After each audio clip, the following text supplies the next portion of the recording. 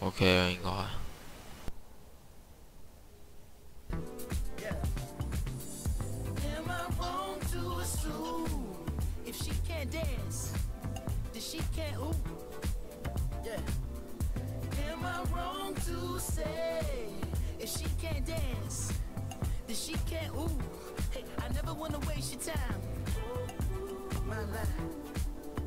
So precious is yours, is mine. And look at the time, my God. So precious is yours, is mine. Only one at a time.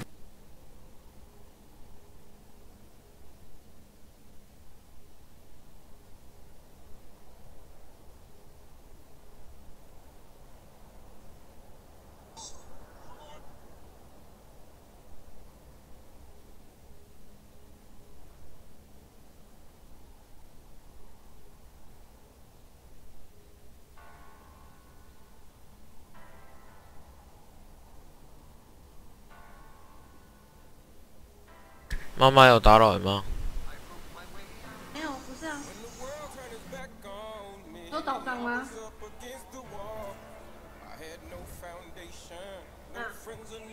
你說早上嗎？對。沒有啊，我關機，他要怎麼打？沒有，你一個，你不要家裏沒有電話嗎？我家裡沒電話啊。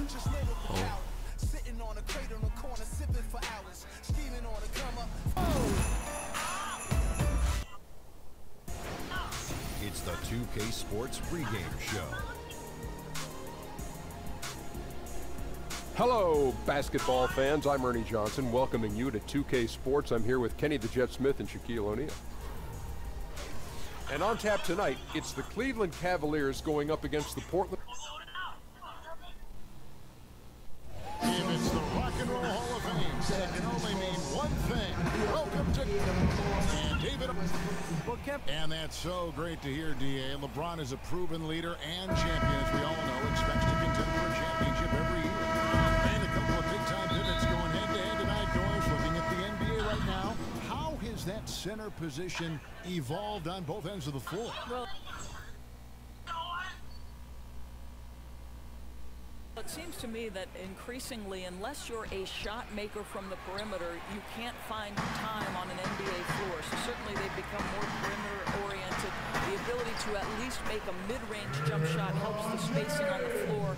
And then obviously on the defensive end, Kevin, the more valuable you are is based on can you switch and pick and roll situations, guard a variety of positions, say 3, 4, 5, and if necessary, in an absolute pickle, maybe you stay with a guard if you've got to switch a pick and roll between the Let's take a look at our starters for Portland. Lillard and McCollum, the star-studded back.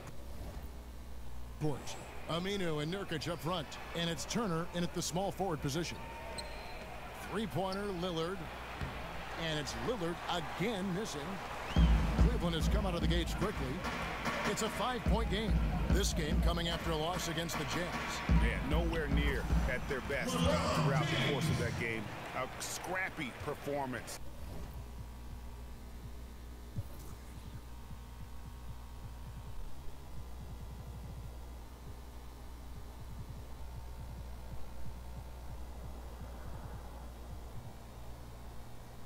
But in the end, just not enough. You know, their energy kicked in down the stretch, but too many mistakes overall. Just was not their night. Boy, they leave an area of the floor totally unprotected, and he lets it go to waste. Down low, Turner, and it's good. Assisting on the play was Lillard. They needed that. Just 1 for 5 to start this ball game. Love kicks to James. So the whistle blows on the shot, and 2 free throws for the contact right there. You know what's remarkable to me is how durable and how consistently great LeBron has been. It almost appears to me, guys, he's superhuman. You expect at some point age will start to take its toll, but he's done an amazing job of using his body and keeping it right. Here's Lillard. He can't get that one to fall. Cavaliers go the other way with it. And this game, the first chance they've had to see Portland. And really, expects to beat everyone when they step on the floor, but they were only able to split the series last year. You wonder if they're looking to take control of this one early. And when you have more talent, you want to keep the other guys from gaining any confidence. And Lillard throws it down. And sometimes when you want something done, you got to do it yourself. That dunk's the shot and the arm they need to really cut into that lead. Well, Greg, it certainly got everybody on their bench up and off their...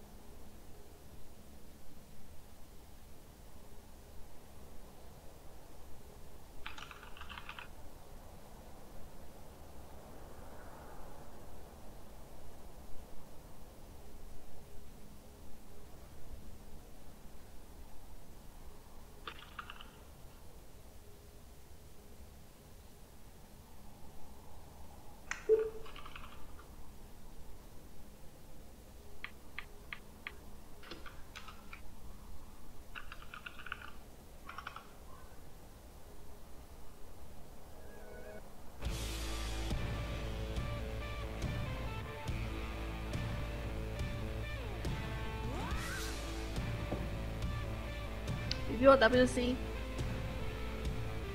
B.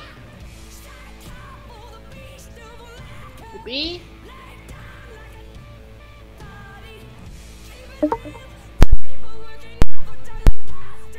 哦，好好好，咪壞了，等我，對，哦。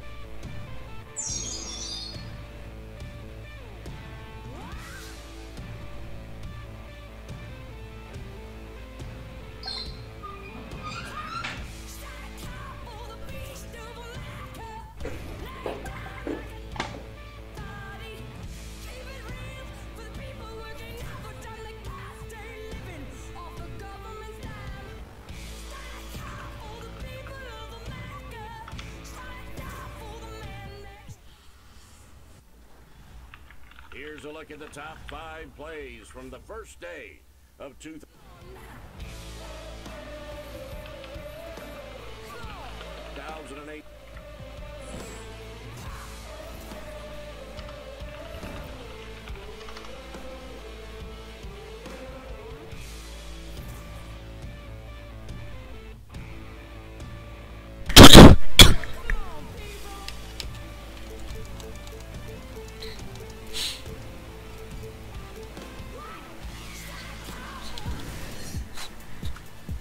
The 2K Sports pregame show, brought to you by Kia.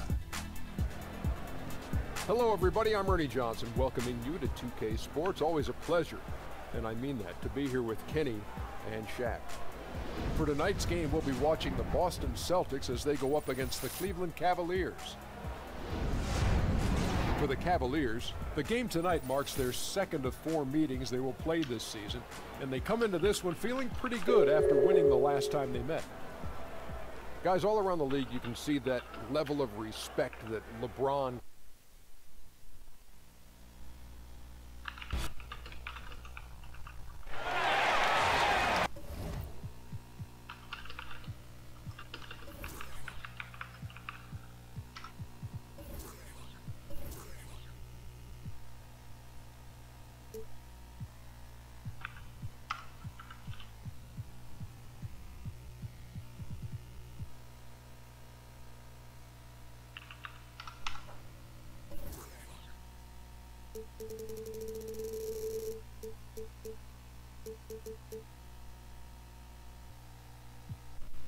.2K Sports checks in with their loyal viewers with the broadcast. Before we... Great stuff, DA. Thanks. Here we go. So Cleveland will get the first possession. Now a chance, courtesy of Gatorade, all fueled up and ready to go. The starting 5 on the floor. On the court for Cleveland, sharpshooters Irving and J.R. Smith are the backcourt duo. Love and Thompson, the hard rebounding post pair. And it's James in at the 3 spot. 9 feet out. Thomas, no luck. And it's the Cavaliers with the ball. In the corner, Irving with it. Shoots the 3. Comes out of the gate empty. He's 0 for 1. On defense, the Cavaliers. Here's Crowder, and that one is stuffed right through. You know, the accuracy on that assist was perfect. He hit him in the dead run, exactly where it needed to be. Down low, Love. Yes, and it's Irving picking up the assist. I tell you, that timing and that awareness Love has near the rim is something you simply can't teach. Thomas against Irving. Down low, and he banks in the layup. Defensively, that possession better not start a trend because they just handed him 2 points. If you're the coach, you hope it's a wake-up call. Get them to tighten things up on the inside and start protecting the rim with a little bit more authority. Here's Irving. Isaiah Thomas making his last shot. LeBron James on the wing. The shot, no good. And the Celtics going the other way now. The Cavaliers beat them last time when these 2 teams met in Cleveland. Yeah, and what a gut wrencher it was for them last time they met. Ended up on the losing side in that one. The Celtics shooting their first free throws of the game. And on the season, you know, they're hitting about 76%, which is a decent rate.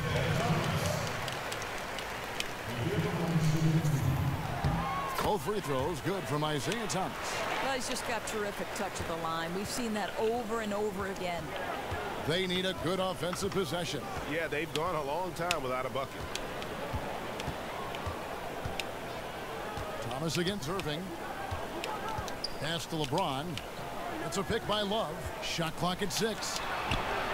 And Irving with the basket on the assist by LeBron. You know, what you love about Kyrie is that he's always prepared to shoot when he is roaming in space. Thomas against Irving. Now, here's Thomas. He's tightly guarded. Thompson against Horford. Johnson, a wide open look. His three-pointers off the mark. Hard to figure out how he doesn't knock that one down. No defender in sight. The kick out to Irving. Pass to James. Back to Irving. Dishes to Smith. Chance there to take the lead. Missing. Thomas passes to Crowder. Johnson kicks to Crowder. Thomas against Irving. Thomas down low. Feeds it to Horford. Good, and the assist goes to Thomas. Horford's got his first points of the night. The Cavaliers trail by 3. Quarter of action, just under 3.5 minutes played. Missing again. Celtics have gone 3 of 5 shooting the ball so far. Thomas inside. He's covered by Irving, and so he draws the foul on the shot. A trip to the line to shoot 2. Wow, he got whacked on that one. Shouldn't be much debate there. The Celtics have gone 2 for 2 in the game at the line. Boston making some changes. Kelly Olynyk's checked in for Johnson. Brown comes in for Jay Crowder, and Smart subbed in for Avery Bradley. And the Cavaliers go with a different look here. Channing Fries checked in for Tristan Thompson. Shumpert comes in for Kevin Love. Kyle Korver, he's checked in for Smith, and it's Williams in for Irving. Celtics making a switch here. Rozier's checked in. And we're just over 3.5 minutes into the first quarter. It's stolen. And up the court come the Celtics on the break. Oh, wow. It's a beautiful jam. And really just straight to the basket with a full head of steam. You know, why waste any time? When the floor's that open, you might as well take it all the way home. That Kia Slam Cam replay really gave you a good look at the action. The Cavaliers again can't hit. Brown kicks to Rozier. Right wing. Here's Smart. That one off the back. 這個遊戲都沒有難度嘅。Honestly, not real happy with the shot selection 2K17 on that one. He knows it. He just got locked into 真的沒有難度。 get out of it. And let's take a minute now to give a tip of the cap to the top rookie defenders in the NBA this season. Jaylen Brown, 4th. How about the anticipation and really his aggressive mindset defensively? He's always pressuring, always looking for an opportunity to force a turnover. You'd like a guy like Shumpert to be just a little more efficient at the line. But he gets it done more often than not. A minute 42 left to play in the first quarter. Here's Rozier.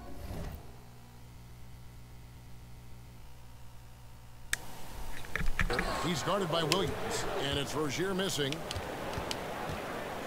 James dishes to Williams, and it's sent back by Horford. Brown against Shumpert. Brown the pass to Olynyk. The 9-foot shot, and good. Got the friendly bounce off the right side of the rim. The Cavaliers trail by 7. James kicks to Shumpert. Off to a good start as he hits his first shot attempt. Boy, if Shumpert gets you to hesitate just a second as a defender, that's all he needs to get to the rack. Smart dishes to Brown. Olynyk against James. And here is Olynyk. He gives his team some nice contributions, averaging a bit over 10 points a game. Here's Shumpert. Goes back up. And it's finished off by Korver as he lays it in. Korver's got his first 2 points. Boy, terrific reaction to that missed shot. Reads right where it comes off the glass for the putback. Smart passes to Olynyk.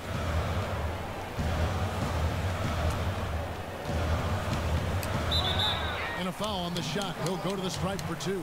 That's on LeBron James. The Celtics have been solid at the line so far. 4 for 4. That one is off. And he sinks the second. The Cavaliers trail by 4. 我愛你，老婆。你好像不開心。我沒有不開心啊， Dishes 沒 it 有 to 啊。 Williams. 哦， Back to 我 James. The tray. 我愛你。 He can't get that one.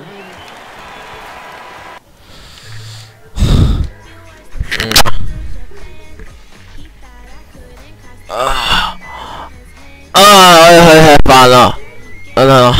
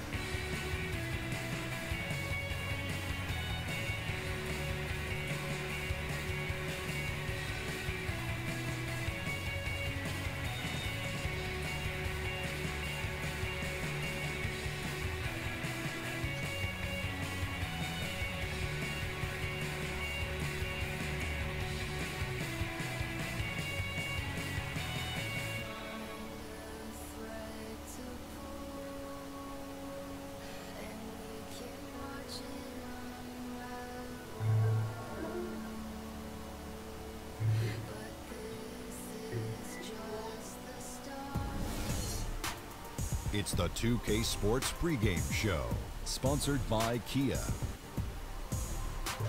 Greetings and welcome to 2K Sports. I rarely say greetings, but I just did. I'm your host, Ernie Johnson, alongside Kenny and Shaq.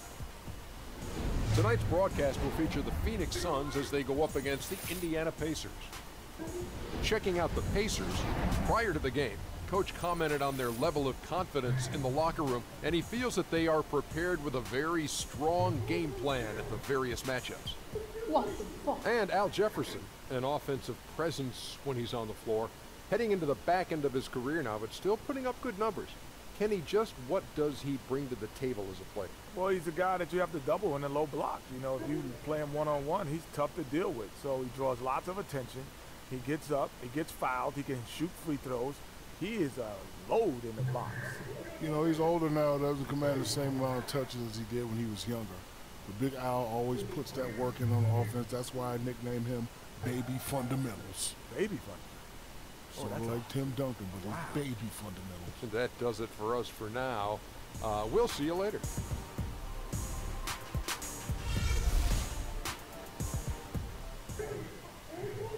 The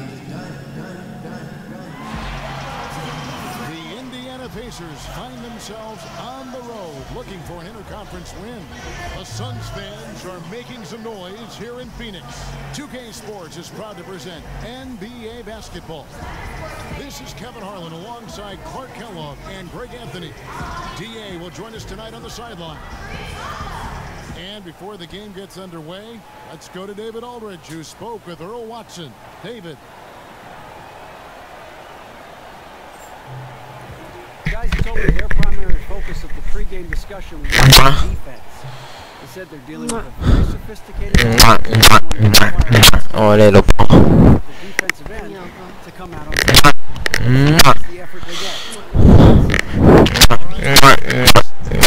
And the Suns now are clearly in rebuild mode. I mean, they thought going into the but last season they had the and then you had the as well. So everyone within this team has led them to look more to the future. So Phoenix will get the first possession. Here's the starting group for the Indiana Pacers. George and Young are the forwards. Teamed out there is C.J. Miles. He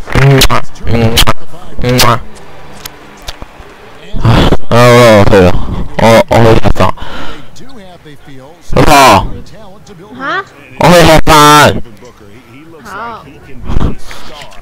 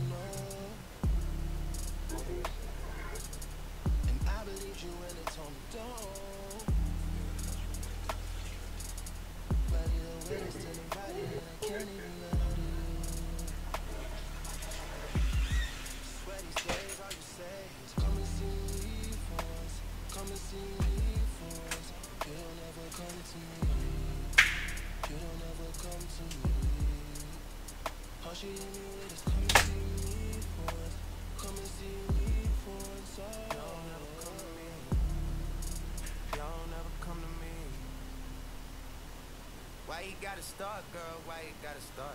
I know we make time for the things that we want. I know you got another trying to play the part. Just cause he got a heart don't mean he got a heart. Could be standing in the field and he still ain't in the field. If anything should change, then I thought we had a deal. Lately you keep questioning what you get out the deal. Doing things that make me feel the way I make you feel. How hard is it to let you know when I'm coming home? That way you could be prepared, maybe take a couple sick days and I miss pay. I I don't even know what things are looking like inside of your place. How it's decorated. This thing is getting one-sided. I can't even lie to you right now.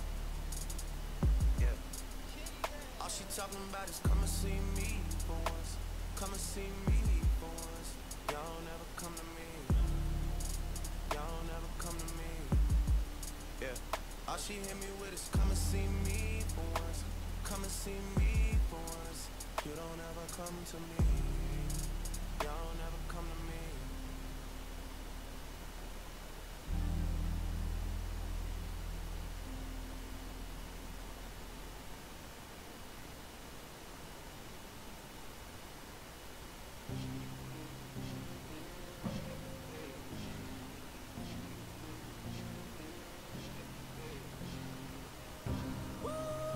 It's just me, myself, and I.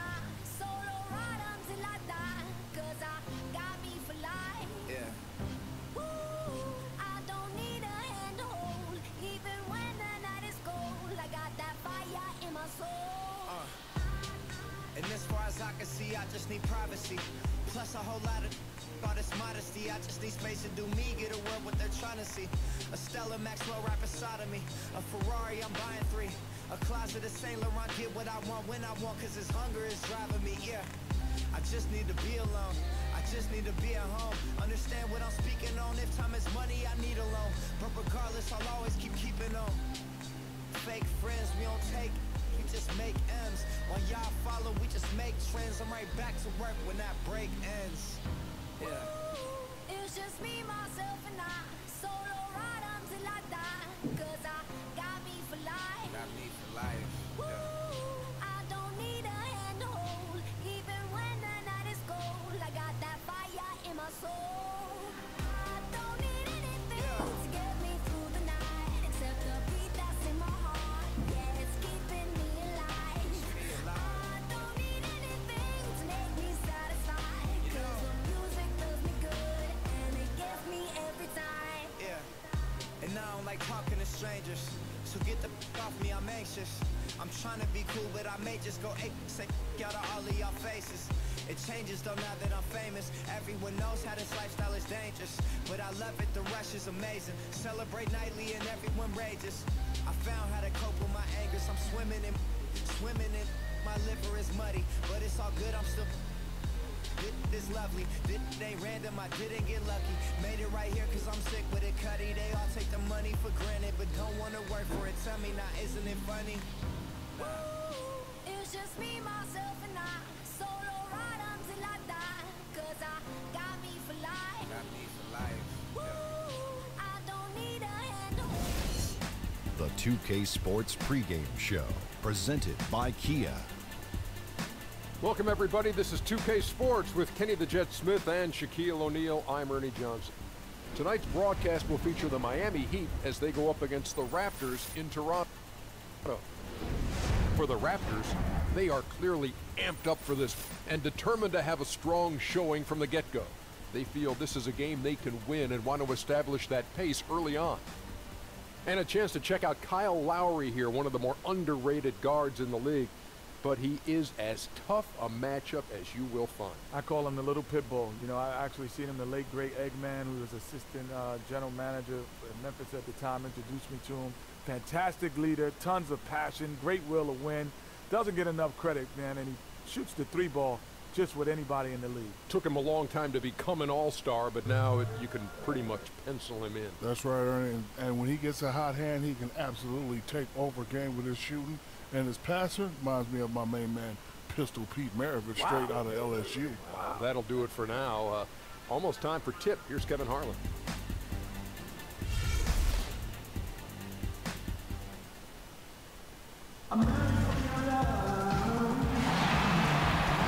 Hello, everyone. Proud to bring you Wednesday night coverage of the NBA on 2K Sports.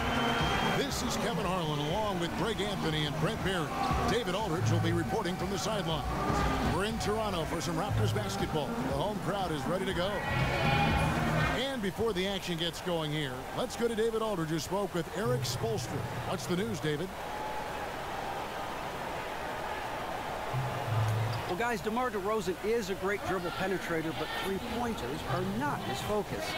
He said, I feel like I can get to the basket at will, so it feels like settling. Instead, I could have gotten fouled, got free throws, or an easier shot. I'm not discrediting the three-pointer at all. I know I can shoot it. I just don't. Kevin? And three-pointers certainly on the rise. We'll see if he sticks to his guns. DA, thank you. What a matchup, Brent, we've got in the backcourt. When great guards match up like this, obviously they must try to one-up each other. It's a personal challenge. Well, this is still a street game, Kevin. And so mano-a-mano, when somebody goes at you, you kind of want to get the ball back right away and go at a guy. And I think an interesting part about the game of basketball is that the best revenge you can have against your opponent is stay true to yourself. How many times have you seen players get into trouble by taking on that individual challenge and getting out of the team concept? Well said. Now a chance, courtesy of Gatorade, all fueled up and ready to go. The starting five on the floor. And for Miami, looking who they've got out there. Winslow and Bosch at the forward spots. Dragic is out there with Dion Waiters. And it's Whiteside in at the 5 spot. And so it's the Raptors getting on the board first. Outside Bosch. Shoots. Misses off the right iron. Heat on D. It's a three-point game. Score the basket, his second of 2 attempts. You want to settle for something going away from the basket, aggressive with a finger roll. They've been looking out of sync offensively. And they need a bucket in a big way here to regain some confidence. Dragic kicks to Waiters. Whiteside, a screen on DeRozan. Waiters no luck.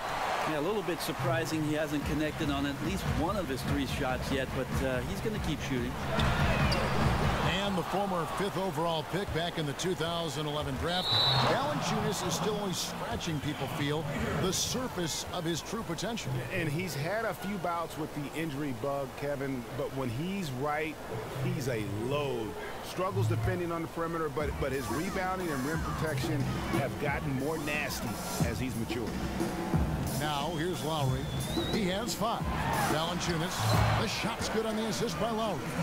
Defensively, that possession better not start a trend because they just handed him 2 points. That they did, and he's the one guy on D you can't leave alone, or he's going to get to the bucket over and over. Just torched him there. It took them a while, but finally they take the lid off. Yeah, they've had a difficult start to this contest. Maybe that first bucket can trigger a run. Lowry with the ball. He's guarded by Dragic. Screened by Valanciunas. Powell kicks to Valanciunas. Down to 5 on the shot clock. Here's Ibaka, and he's way off from outside. Miami's gone 0 of 2 from deep here. Pass to Dragic. Oh, trying for it. They get it back. Goes back up, and Whiteside finishes it off. Whiteside's got his first basket of the night. Well, once the ball gets to Whiteside that close to the basket, he knows what to do with it.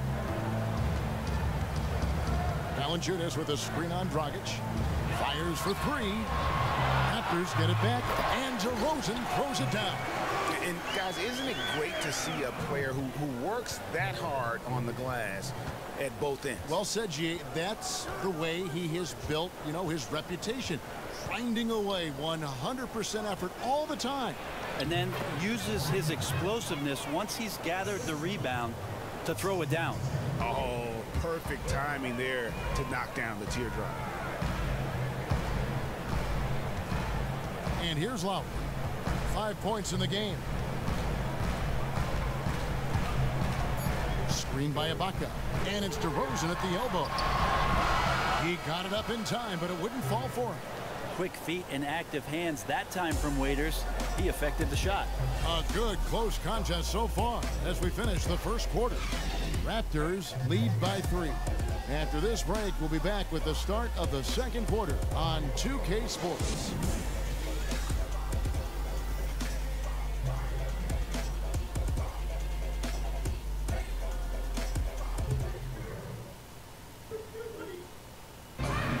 Now a chance to hear from Chris Bosh about what it meant to him to become an NBA player, the fulfillment of a lifelong dream.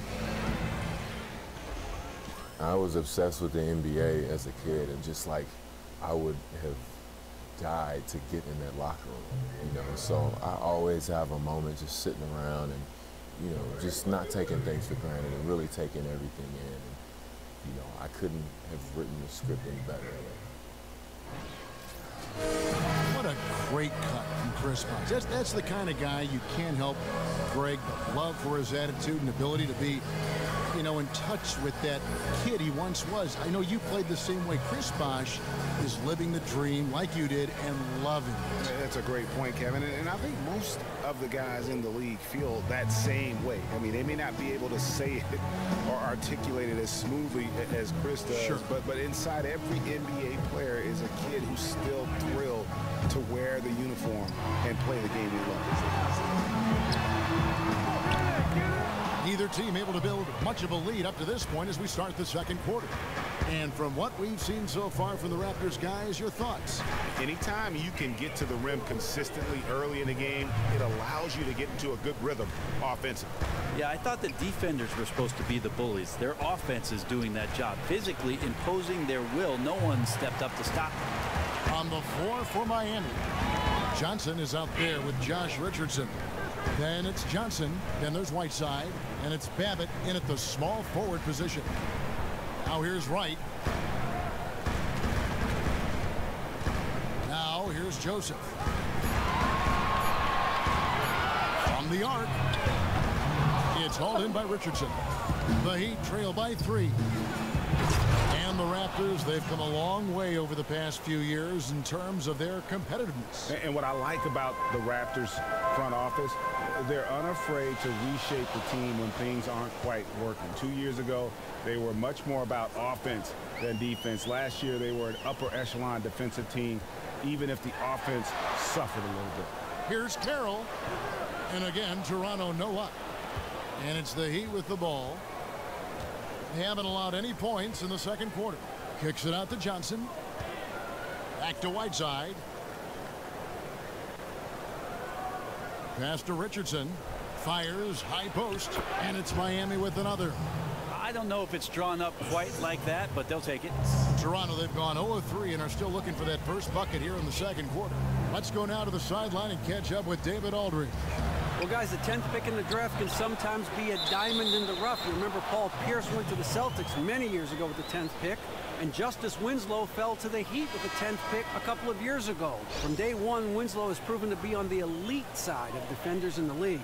Eric Spoelstra told us he plays with a veteran poise, but also with a youthful intensity, particularly on the defensive end. Kevin, he's been a great fit in Miami. He just makes winning plays, DA. Thank you. Here's what Toronto's going with right now. Norman Powell's checked in for DeMarre Carroll. DeRozan comes in for Patrick Patterson. And it's Lowry in for DeLon Wright. You just can't help but think of what Miami was able to accomplish with the big 3. 4 straight NBA Finals appearances. That hadn't happened in the NBA for almost 30 years. Here's Lowry following the basket by Chris Bosh. And out of bounds as the Heat gain possession. Now, I don't know if he just lost sight of the lines on the floor, but he seemed perfectly oblivious to where he was on the court, guys. Serge Ibaka has checked in for Toronto. And Miami with a change here, too. Waiters has checked in. There's 39 seconds left in the first half of the game. And, Bray, you talked about the Heat making 4 consecutive finals. Historically speaking, that's actually a more unusual feat than winning 3 straight titles. Yeah, I think they'd rather have the 3 rings, but you have to give them a ton of credit for the way they set up the basketball team. And now it's moving forward in the absence of LeBron James to see where they can get to and how quickly to become an Eastern Conference power once again. The lead changes hands once more. There has been no separation between these two teams. Tonight they are here to compete. This is what the fans paid their money to see. A floater and released it in time, but it's off the mark. And the first half comes to a conclusion in a game that has been very close so far. The Raptors out in front, up by 1. And now we'll send it over to David Aldridge, who is standing by courtside. David. Thank you, Kevin. Kyle, a good first half for you all. How do you continue that for the rest of the game? We got to come out with our energy. We got to come out and play our game and keep going out there and pushing. our defense and everybody's rotating, so we're playing together right now. We'll see if you stay connected in the second half. Thanks. Back to you, Kevin. Thank you, David, for that interview, and we'll see you back here after the break for third quarter basketball. The 2K Sports Halftime Show. It's an interesting battle going on tonight. Ernie Johnson here with you folks, alongside Kenny the Jet Smith and Shaquille O'Neal. You are watching the 2K Sports Halftime Show. It was a fast pace for Toronto at the outset. They had intensity in their eyes and fire in their bellies as they started things out on a 7-0 run. That lead was whittled down by the end of the quarter, leaving them up by 5 after 1. Then in the second quarter, they cooled down just a bit, giving away some of their advantage, but still finished up 1 at the half. And taking a look at the Raptors, Kenny, what did you see out there? Well, I think they're feeling the energy of this hometown crowd. Sometimes you get a little complacent and comfortable in your surroundings, but no, they fed off adrenaline in the first half. And over to Shaq. What'd you think about Miami? You know, they didn't play it too safe. They made some really nice shots. Those are some much-needed points, and it keeps them right in the game.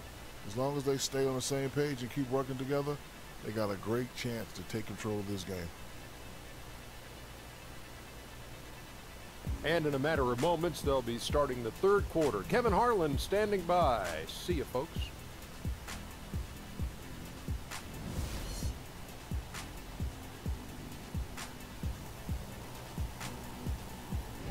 The evening commute has plenty of people on the move here tonight in Toronto, where we welcome you back to On 2K. And now the start of the second half. Neither side jumping out ahead through the first 2 quarters. One of the stories here, Kyle Lowry getting it done today. And his play in that first half, how about the discipline to go along with the efficiency, guys? His shot selection was just perfect. Might also look at the coach and his game plan in terms of trying to find those good looks. They'll be looking to do the same here down the stretch.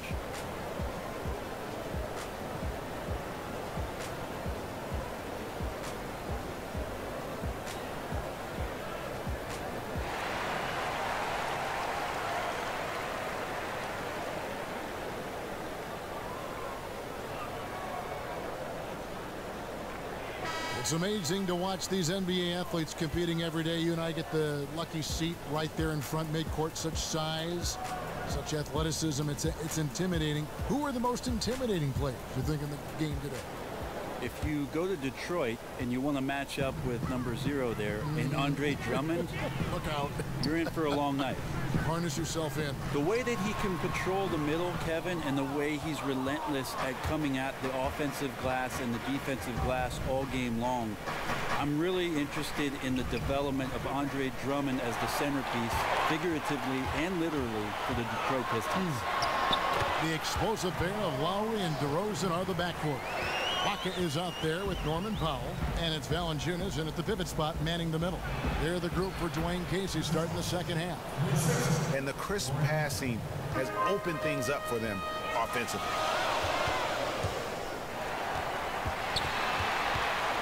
Here's Lowry. It's in, and he's a very efficient 5 for 6 on the game. And without his sharp shooting, who knows where they'd be right now. Dragic against Lowry. And it's Bosh at the elbow. Unloads. That one a little long. Not quite sure why he felt the need to rush that one. He had all the time in the world and just threw it up before he was ready to go. It would have been hard to believe in the past if I told you Chris Bosh would evolve into one of the better three-point shooting bigs in the league. But, Brent, here we are. He's been fantastic beyond the arc. Well, so many things have changed for Chris Bosh after being a dominant player in Toronto, really controlling the right block and having nobody get in his way. Once coming to Miami and playing with LeBron James, he made a significant shift and took a lot of time and hard work to become a very deadly three-point shooter. Chris Bosh's underappreciated, amazing career continues. Here's Waiters following the score by Serge Ibaka. Just 5 on the clock. And Waiters kicks to Dragic. Miami no good on that time either. And the great great shooters know when they've got enough opening to go for the three. I didn't think it was a bad choice on that possession. And the advantage they have starting to increase. Things are coming together for them at a really opportune time. Coaches always talk about the first 5 minutes of the third quarter. They have definitely increased their energy level here. Here's Bosch following the score by DeMar DeRozan. Bucket is good. Bosch has got 4 points this quarter. Not quite 2.5 minutes played here in the second half. Here's DeRozan. Screened by Valanciunas. So the whistle blows on the shot and 2 free throws for the contact right there. And really the defense fouling there to prevent the layup, but that's exactly what you need to do. The Raptors shooting their second and third shots at the line right here. 2 shots.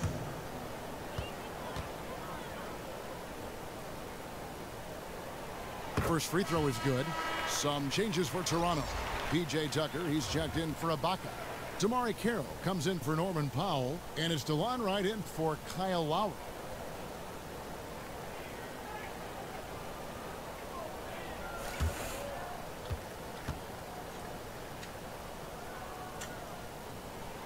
Valanciunas hits them both. And it's been a really good day for him at the line. Some other bigs have well-documented problems on their free throws. He's not one of them. And it's Johnson penetrating. The wide open look here for Bosch. And the 3 off target. A slight advantage for them in the rebound department, but that oftentimes is all it takes. And Valanciunas kicks to DeRozan. Stolen by Bosch. From deep. And the release was before the buzzer, but it's off target. And we've reached the end of the third. Raptors lead by 7. Oh, Lord, Don't go anywhere. The final quarter is coming up next on 2K Sports. Attends, hein.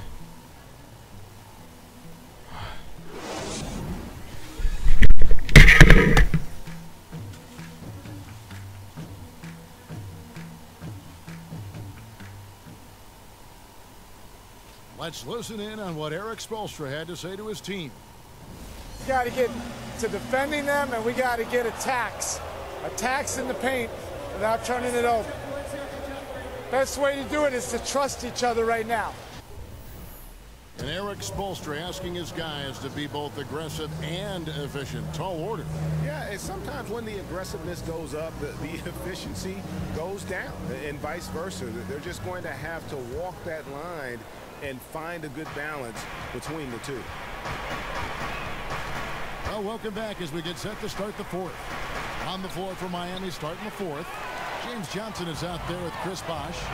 Then it's Johnson. Then there's Wayne Ellington. And that one's good. Right. And they're scoring much more efficiently here in the second half, and they've gotten that field goal percentage above 50. Johnson the screen. Off the pick. And the rebound paying off as they pick up 2 on the second chance bucket right there. And that putback about as easy a bucket as you're going to get. And it's a result of the defense not doing its job in the low post, boxing out and preventing second chance points.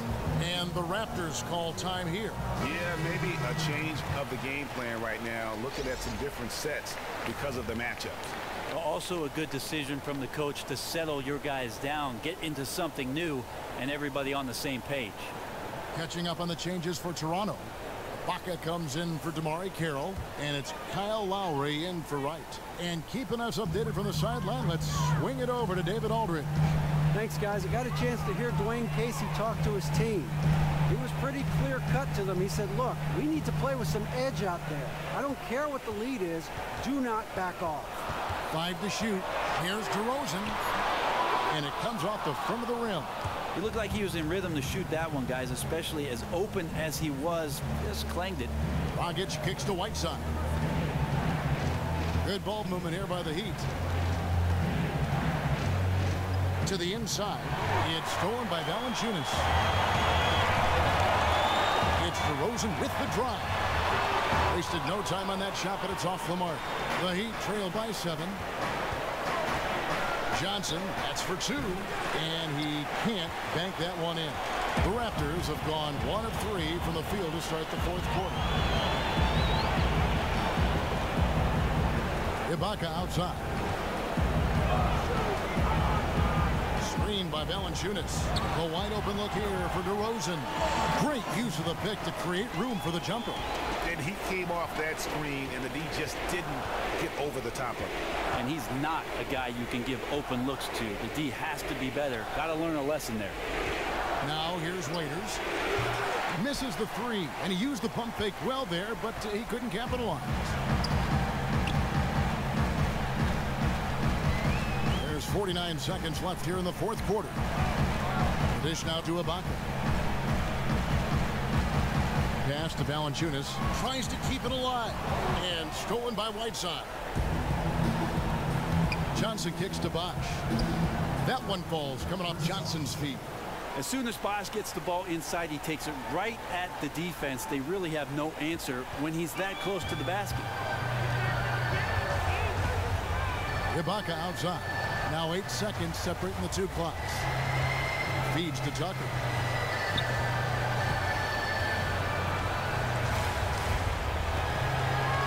He kicks it to DeRozan. 4 on the shot clock. Puts up a 3. It's hauled in by the Heat. Johnson right side. There's Dragic with the 3. And so it's Toronto winning this one. It was up for grabs right until the final seconds. Yeah, and for me, Kevin, what stood out is just the overall trust this group has in one another when it mattered most. Doing what had to be done and to send these fans home happy. And now let's catch up with David Aldridge, who's standing by from the sideline. All right, Dave. Thanks, Kevin. Kyle, congrats on the win. What did you guys want to accomplish and get this win? Everybody played. We all played together. We stayed, aggressive and stayed the course of the game. Thanks again, Kyle. Congrats on the win. Back to you, Kevin. Thank you, David. Great interview once again. And that's going to do it tonight, folks, for our broadcast. For Brett Barry, Greg Anthony, and David Aldridge, this is Kevin Harlan saying thanks for watching. We'll see you next time. Have a great evening. The 2K Sports post-game show. Kevin, thank you. Superb. And now let's move on to the presentation of our Jordan Player of the Game, Kyle Lowry. I'll tell you what, his season high in points powered everything they did. Clearly, he was the catalyst tonight as they come away with the well-deserved W. What a huge lift he got from the crowd tonight. There's nothing those fans love more than seeing this guy get hot.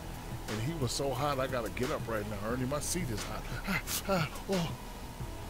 Kyle Lowry was getting it done tonight. And as an athlete and a playmaker, he gives defenders a whole range of issues to worry about. His impact was off the charts in this win. And that'll wrap things up. Thank you for joining us. For Shaquille O'Neal, for Kenny the Jet Smith, for Kevin Harlan, wherever he might be, and for the rest of the 2K Sports crew, the best in the business. This is Ernie Johnson. Good night, everyone.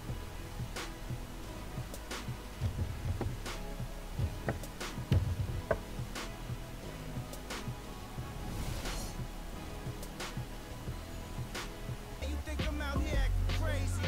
Ma, you know I'm still your little baby. All my life I was a... Now I pull the truck up, same stuck up. Now she wanna us. See me hanging out the window screaming, what? No more tough luck. A different club is what I'm cut from. Baby, oh my lord. The cops chasing Bronson in the all-white Ford. I'm on that all-night tour. I'm alright, but I'm off that raw. I'm in the road, dancing south on the top floor. You would swear I'm Puerto Rican, but I'm not, Lord. Hot, every city that we go singing. Head side, what they know. All I do is eat oysters and speak 6 languages and 3 voices. It's Adriatic summers on a sailboat. Don't even try to call, I'm not available for nothing. Unless it's stupid paper. How about the Studebaker with Anita Baker? Opportunity be knocking. God let 'em in. I kiss my mother on the cheek. Tell her that I love her. You ain't gotta worry about a thing, I got it covered. Why you think I'm out here acting crazy?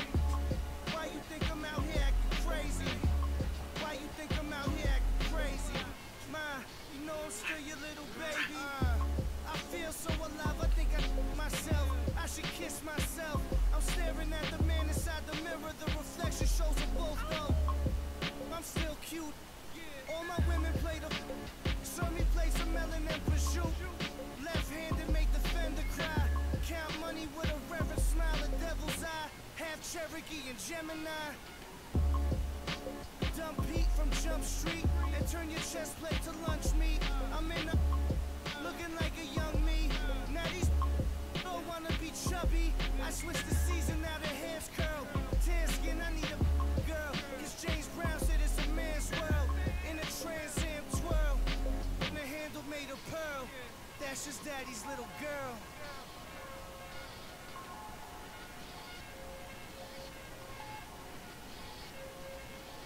Opportunity be knocking. You gotta let 'em. Kiss my mother on the cheek. Tell her that I love her. You ain't gotta worry about a thing, I got it covered. Why you think I'm out here acting crazy? Why you think I'm out here acting crazy?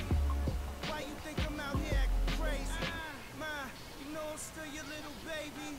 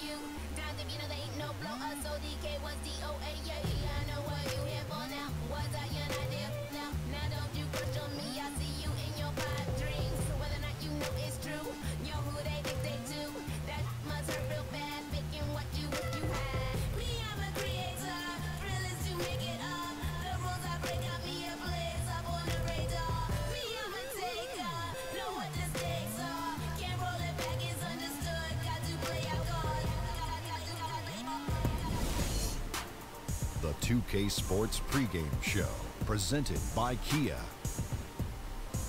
Hello, everybody. Ernie Johnson here with Shaquille O'Neal, Kenny the Jet Smith. Great to have you with us on 2K Sport. The action tonight will be happening out in Dallas, where the Mavericks will be going up against the Sacramento Kings. And guys, for the Kings, prior to the game, Coach commented on their level of confidence in the locker room, and he feels that they are prepared with a very strong game plan at the various matchups. Guys, how about Dirk Nowitzki? He showed he can still dial it back a little and still be one of the biggest offensive threats in the game. How long can this keep going on, Shaq? Well, whatever he's drinking, I want to get a brewery of that. He can play at a very high level for at least a couple more years, and he can do it into his mid-40s. Wow, mid-40s? I don't know. I'm jealous. Mid-40s, wow. He looks good out there. But I don't think Dirk's the kind of guy who's worried about records, so I think he'll just consider leaving when it's time and when he feels good, but he's going to set a lot of records anyway. Well, he already passed me up. Yeah, well put. And now we send you over to Kevin Harlan as they get ready for the opening tip.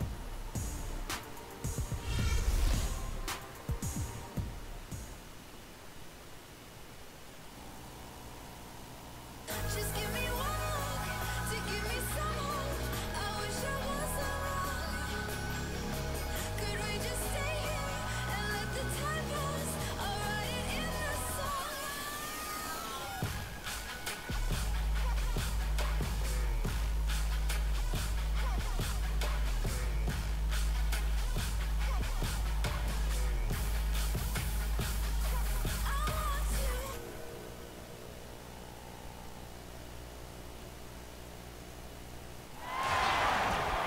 Welcome aboard, everybody. This is Wednesday Night Basketball of the NBA on 2K Sports.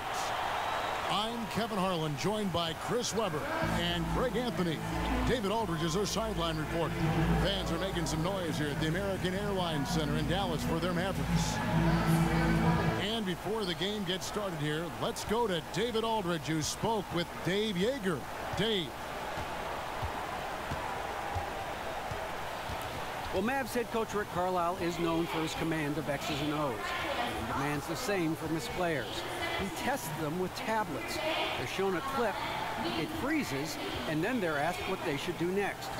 Zaza Pachulia said, I was like, come on, a test? I did this in school, but not in basketball. But it works. You take the test, and you start to remember things better. Evan? Great stuff, DA. Thank you. Half-court pace, Chris, for these two teams here. Yeah, they're more deliberate, running their sets, more of a playoff style. But a lot of teams want to go up-tempo, but you can still be efficient and take your time. Also, it may disrupt the defense's tempo. Well said.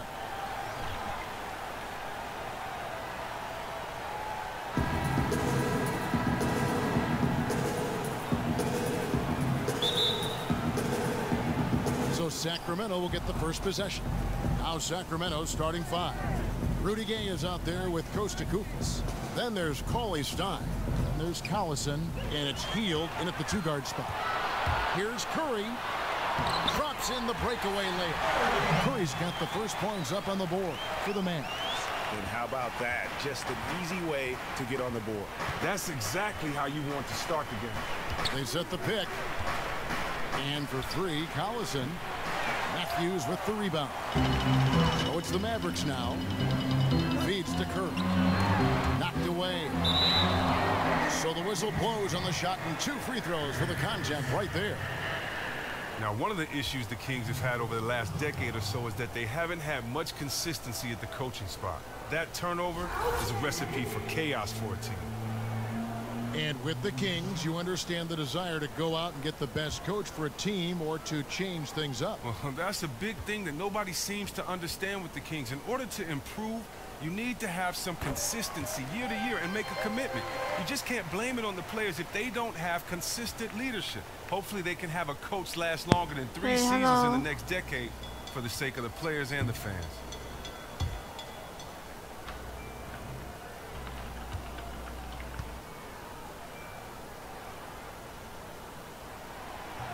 And both free throws good for Curry. And with Dirk Nowitzki setting screens in the pick and pop and Coach Rick Carlisle's schemes, the Mavericks always have the foundation for a terrific offense. Now here's Collison. Now here's Gay. Shot from 12. And it's Noel with the rebound.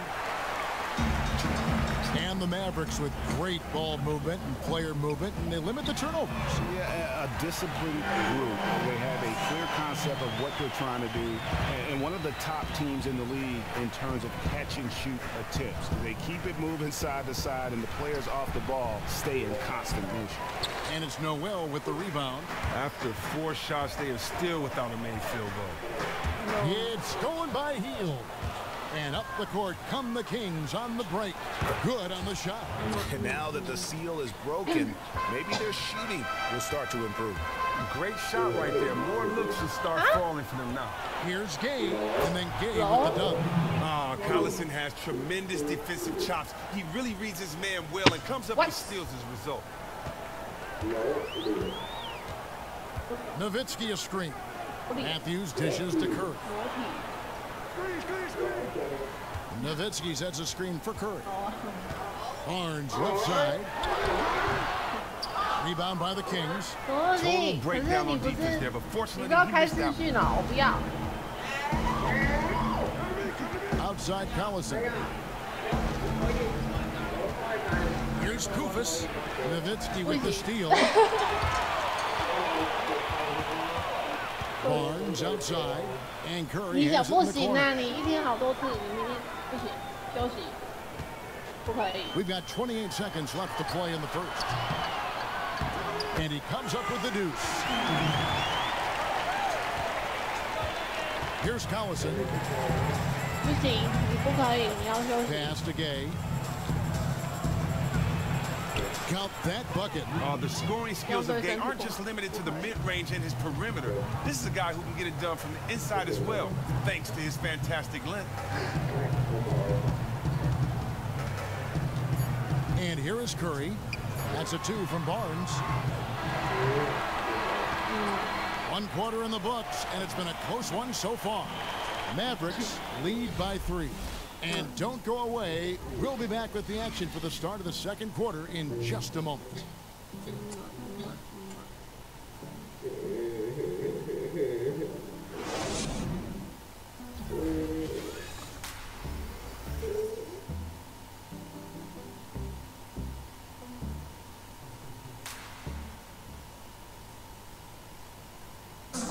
And Dirk Nowitzki steadily climbing the all-time scoring rankings. He talked about the remarkable journey of his long and illustrious career. When I first got here, you know, my first year was so tough that I didn't really know that I can make it in this league. You know, to be named with all these names is an unbelievable honor, and it's been a crazy ride. Dirk has proven himself through the test of time. As tough as it may have been back in his rookie year, he overcame those obstacles to become this elite NBA player destined for the Hall of Fame. And people do talk about players being a Dirk Nowitzki type. You're right about that. And that's a type any team would like to have. You know, one of the greatest power forwards in the NBA's history. Welcome back, folks. We have a close game here at the start of the second quarter of play. And what do you think, guys, about Dallas here in this one? Just very aggressive on the offensive side of the ball, attacking the rim in this first quarter. A lot of trips to the free throw line. And they may be getting a few hometown calls. I mean, but as you said, by pushing the action, they're creating these opportunities for themselves. All fueled up and ready to go. Let's reset the lineups, courtesy of Gatorade, as the second quarter gets going. On the floor for Dallas, they've got Powell. J.J. Barea is out there with Farrell. And it's Finney Smith in at the small forward position. Here's Farrell. Sacramento making their last shot. To the middle, here's Powell, and the dunk by Powell. Yeah, I mean, maybe could have tried for a more memorable dunk than that one. And we know he's capable of those memorable ones. Something that can bite this Kings roster at times, Chris, is their carelessness with the ball. Well, turnovers are a big problem for a lot of teams that have the youth that the Kings have. It's something that they should decrease the more this roster gets used to playing with each other. At least their turnovers come from players trying to do too much and share the ball instead of just not having their heads in the game. On the sideline, let's catch up with Hall of Famer David Aldridge. Well, Kevin, Dirk Nowitzki says he can still picture himself as that kid from Würzburg. And to him, it's surreal being listed among the legends atop the NBA scoring chart. Coach Rick Carlisle is less circumspect. He said there's never been a 7-footer who's played his position the way he's played it to his age. And he has a lot of good basketball left in him. Kevin? Thanks, D.A., a game that's built to last. Barea. Soft touch off the glass. Barea's got the lead, back up to 8 now for the Mavericks. A nice move to create a gap there in the defense and get to the bucket. Evans passes to Koufos. Lawson kicks to Evans. To the middle, here's Tolliver. The basket good off the assist from Evans.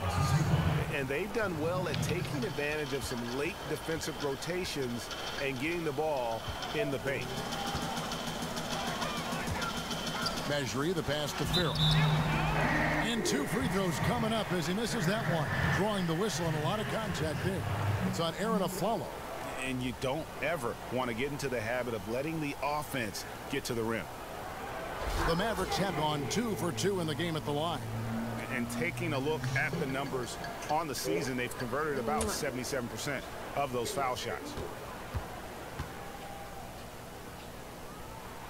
The first one falls. A big group substitution here for Sacramento. Cauley Stein, he's checked in for Koufos. Ben McLemore comes in for Tyreke Evans. Garrett Temple has checked in for Aaron Aflalo. And it's Collison in for Ty Lawson.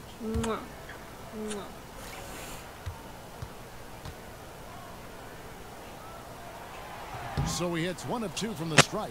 The Kings trail by 7. Now here's McLemore outside. And it's Noel with the rebound. 5 seconds separating the shot and game clocks. To the paint. And Noel throws it down.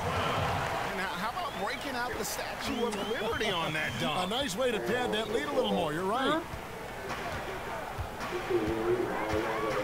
Here's Temple.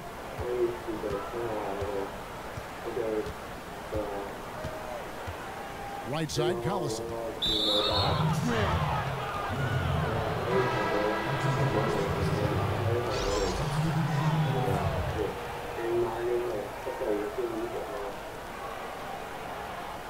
你说我买那个镜头之后，我会穿衣服吗？是吗？你要我不穿，我就不穿啊。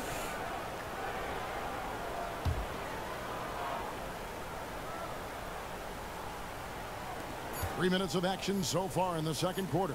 Here's Gay. And so that's the end of the first half. The Mavericks on top. They're up by 9. It's time now to go courtside as we send you over to David Aldridge from the sideline. David, take it away. Thank you, Kevin. Here with Coach Dave Yeager. Coach, what is going to be the focus offensively going into the second half? We try to go inside. You know, that's our strength anyways. And for us, you know, our bread is buttered inside, so we try to play high-low. But then if the threes come out of that, great, but we want to try to get everything to the rim. Coach, it all starts with that entry pass to the big, and then everybody plays off of him. Thanks. Back to you, Kevin. Okay, David, much appreciated. And now time for halftime, so we'll be back in just a bit to get the third quarter underway. The 2K Sports Halftime Show. Hello again, everybody. Ernie Johnson, joined by Kenny Smith, right there, and Shaquille O'Neal. He's right there. Welcome to the NBA Halftime Show on 2K Sports. The first quarter for the Mavericks was fairly even. At the end of the period, they held a 3-point lead. They really did some damage in the second quarter, and as things started clicking for them, they were able to get out to a 9-point lead by halftime. Shaq, what's your take on Dallas? You know what, Ernie? I got to stand up on this one. I salute to their bench. Man, once the starters came out, man, the others just came to life. You got to love seeing that kind of contribution come from the others. Man, they look beautiful tonight. And over to Kenny now. Your take on the Kings. Well, I think they could be way more physical than they have been in the first half. Their defense gave up way too many easy looks, and that kind of defense will turn to a loss any night. Huh? 你被子放在嘴巴旁边，我听不太清楚，听不太清楚。 After the final buzzer sounds, the three of us will still be sitting here talking to you. Actually, it's 4 people.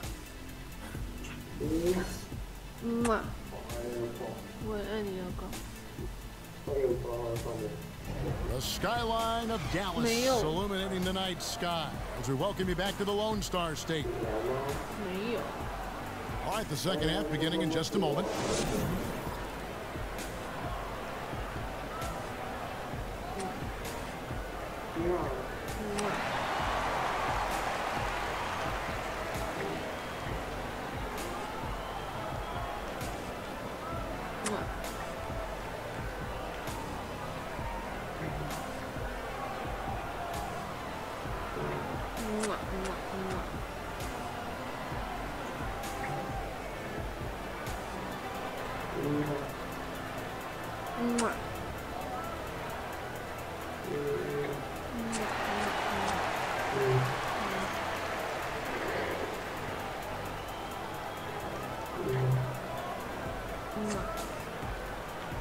Well, we know the given here, the X's and O's of coaching, Chris, the strategy that's used by all staffs and all head coaches. But coaching is a lot of motivating your players to give it their all.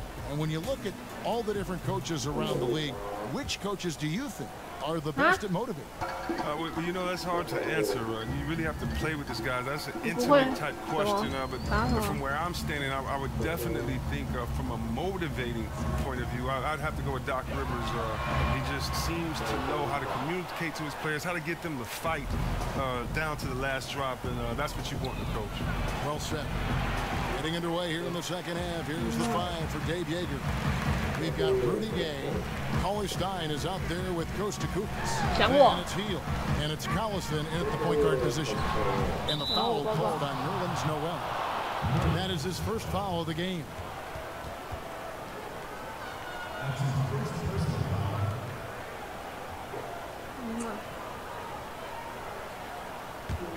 The Kings trail by 9. Collison with it. Still getting warmed up offensively. No buckets yet in the game for him.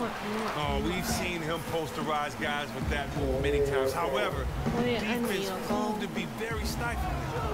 Now here's Curry. They lead by their biggest margin of the game.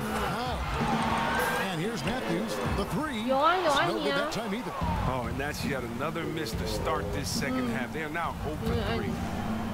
Now, Willie Cauley-Stein was considered a bit of a reach for his draft position, but you have to love how he plays at his side. Very active inside with his feet to flash open on cuts. Just shows great awareness for a new player. Now here's Barnes after the miss from Buddy Hield. Nowitzki a screen. Here's Curry. There's the basket and make it a double-digit lead. Curry's got the first basket of the second half. That one for the man. Well, you hate to use the P word, potential, but you can't help but do it with Willie Cauley-Stein. You're right, Kev. 我声音好像男生，我是女生，好吗？ Unrealized talent. As long as he moves as well as he does with his size, he'll be fine. J.J. Barea checked in for Noel. And the Kings also making a change. Anthony 从小被我妈当 He's checked in for Costa Kukas. 我妈对我不像对女生啊。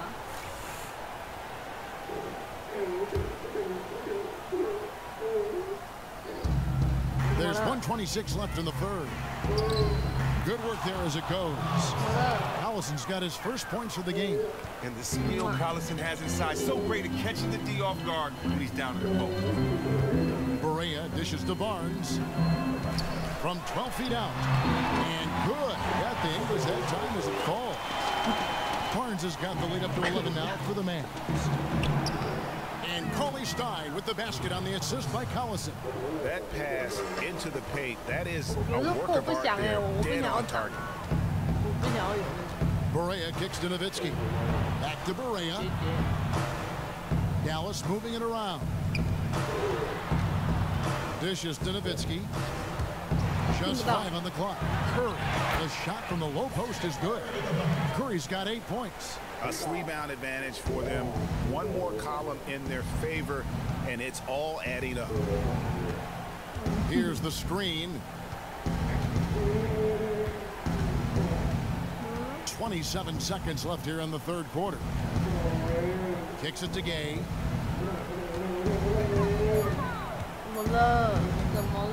Ring shot on the way. That one doesn't go. Good D by Matthews. 这样一直哭哭，我都不知道你怎么了。 Barnes outside. 我没有骂你啊，我没有骂你。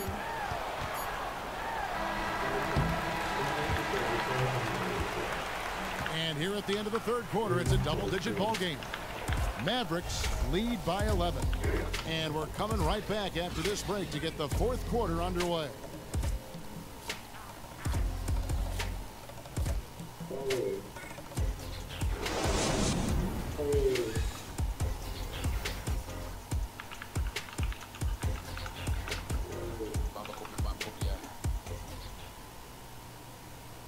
And let's listen to head coach Rick Carlisle review the game plan with his guys.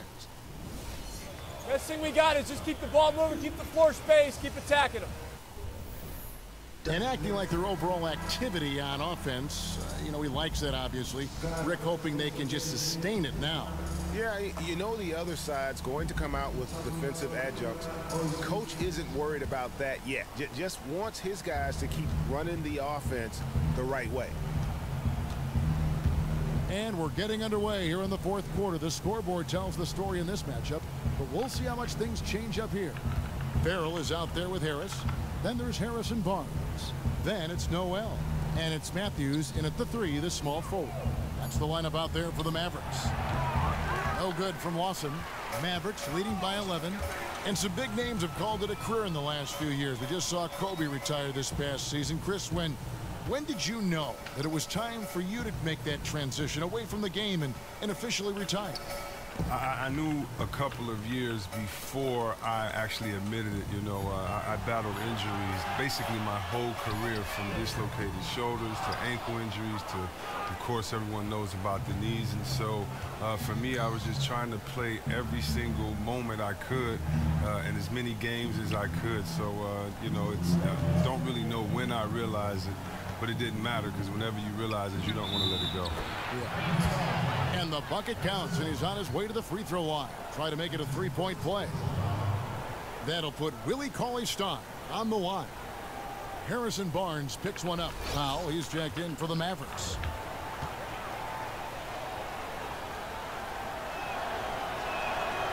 On the free throw, no good.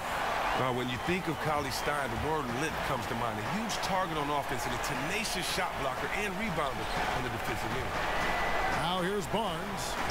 A fader. And it's Noel missing. A follow the pass to Lawson. He dishes it to Cauley-Stein. And the rejection by Noel. And that's out of bounds. Sacramento will retain possession. And some changes here for the Mavericks. Dirk Nowitzki, he's checked in for Dwight Powell. And Barea subbed in for Farrell. And a change for the Kings. Collison's out there.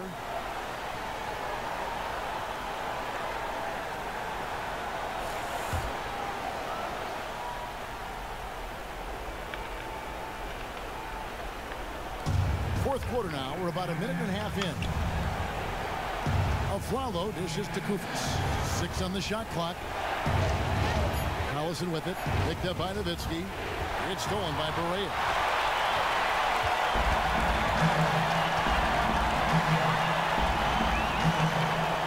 Pass to Noel. That's Nowitzki at the elbow. There's a screen by Noel. Noel sets a screen for Barnes. 4 on the clock. And Noel throws it down. And now as the clock ticks down, this is going to end up as a solid victory here for the Mavericks. What do you think was the deciding factor in this one? I think you have to look at their field goal percentage. They just shot the ball much better than the opponent, and they were getting great looks all game long. And you have to look back at this and see the huge game it was for Curry. Well, it's hard to pick any one area where he had the biggest impact tonight, because he had a positive impact for them just about everywhere tonight. You gotta love seeing that kind of ball around. Teamwork at its finest. Love the extra pass. 52 seconds left in the fourth.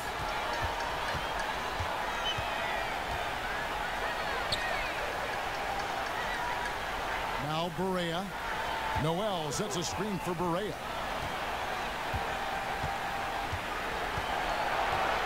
Down to 5 on the shot clock. Here's Barnes. And that one drops for him.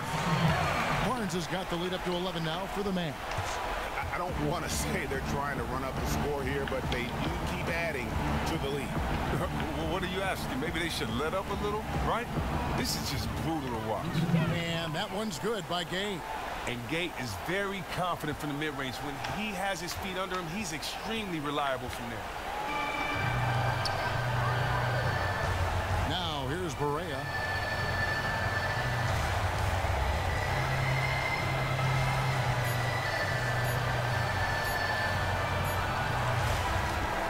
So we see the Mavericks get the win here. A confident win, and one where they clearly showed the greater effort. Yeah, I mean, it was a solid performance, particularly here at home. I think they built off that edge of being here and playing with just a little more confidence than their opponent. And that'll wrap it up, folks. For Greg Anthony, Chris Webber, and David Aldridge, this is Kevin Harlan thanking you for watching the NBA, presented by 2K Sports. So long, everyone. The 2K Sports postgame show. Welcome back, everybody. I'm Ernie Johnson. Kenny the Jet Smith is here, so is Shaquille O'Neal. Time now for some highlights as we take a look at our Jordan player of the game. You know, tonight he put up his high for the season. Found his rhythm, never let up. Just a terrific scoring effort all the way around. Man, he took his game to another level tonight. He wasn't hanging in the background. He was their alpha dog. and he got the crowd going wild. His accuracy, wow. I was blown away by how consistent he was throughout this game. There's a part of you that thinks like, okay, another one and another one. It's going to be another one that goes in, and then you realize, you know what, it's just his night. And that is a wrap, everybody. Thanks for joining us this evening. For Shaquille O'Neal, Kenny the Jet Smith, Kevin Harlan, the entire 2K Sports crew, this is Ernie Johnson. See you again soon.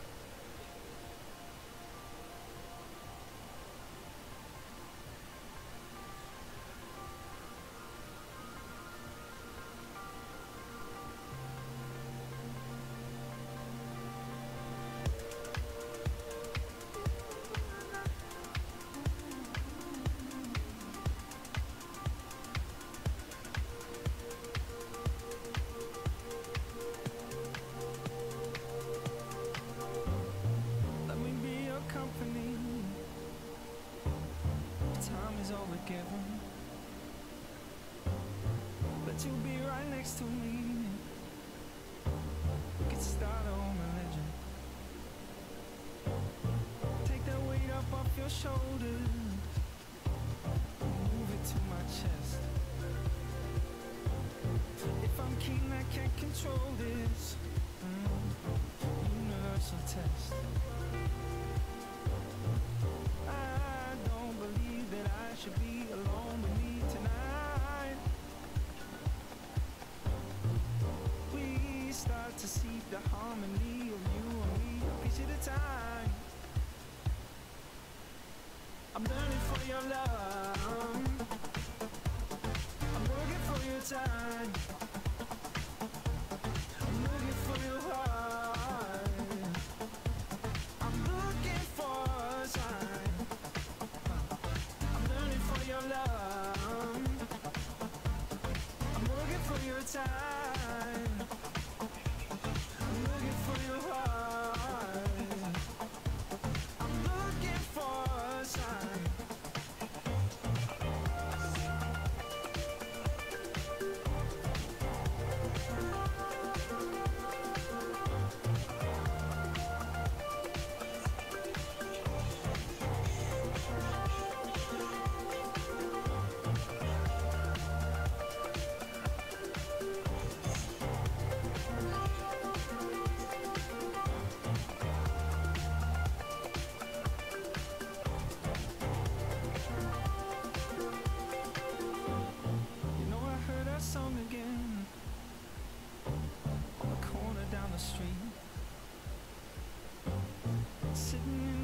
see when your message got through me.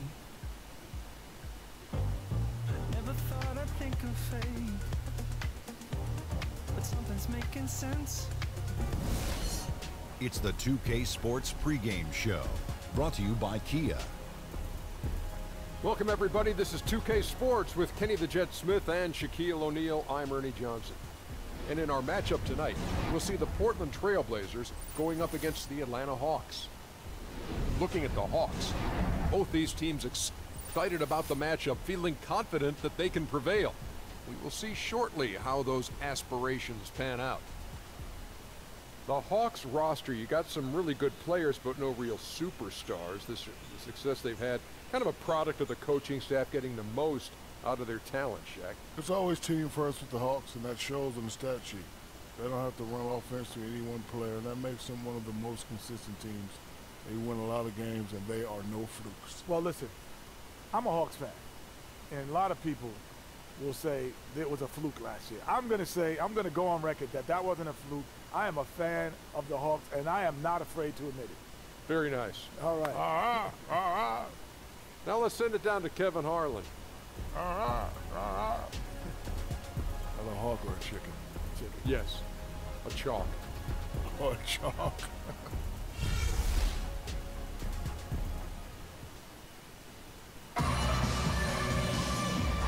Soaring high above the Willamette River towards our location tonight in downtown Portland. It's the Hawks, and they're doing business on the road in an interconference NBA game. Welcome to 2K Sports, bringing you the NBA. This is Kevin Harlan courtside with Greg Anthony and Brent Beer. David Aldridge will join us momentarily from the sideline. And as we've got a few moments here before the tip, let's go to David Aldridge, who was able to speak with Mike Budenholzer. Dave, what'd you find out? Well, the Atlanta Hawks continue to build a team-first culture. Mike Budenholzer talked about how the players believe in each other and enjoy playing together. You hear it from the players themselves. They hold each other in high esteem, they play unselfishly, and they're having fun doing it.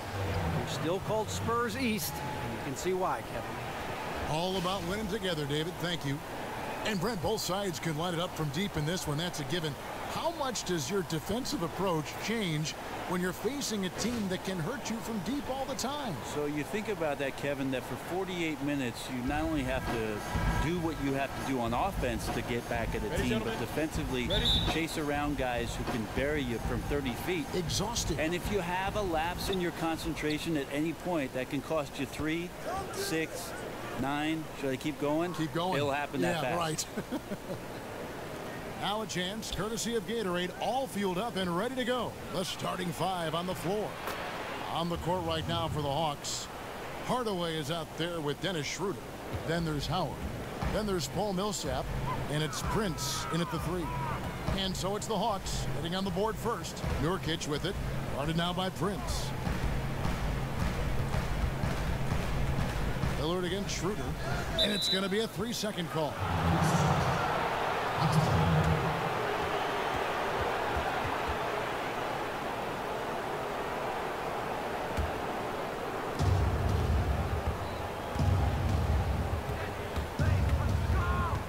Inside, here's Howard, and Howard with the stuff. And trust me, Dennis Schroeder would love to score the basketball, but his ability to set up his teammates is also effective. And when you think of the Atlanta Hawks, you think of the great Dominique Wilkins. Brent, the human highlight film, one of the greatest dunkers the league has. Oh, that athlete. Yeah. He's putting on a show for these fans. I can't believe he pulled that one out in the course of an actual game. And Lillard kicks to Turner. Pass to Nurkic. Millsap with the steal. Lillard against Schroeder. To the paint. That's good from Howard on the assist by Schroeder. 6 points for Dwight Howard. Lights out here, right out of the gate. Perfect 4-4 from the floor. Lillard, and he gets that one to go off the front iron. Just have to believe that Lillard keeps working on being a better finisher. First couple years, a bit of a weakness. Now, definitely a strength. Screen by Howard. 1:03 left in the first. Well, you had the feeling that Dwight Howard was going to move on from Houston this last offseason. Ends up opting out and signing on with his hometown team, the Atlanta Hawks. Got a sizable 3-year deal as well.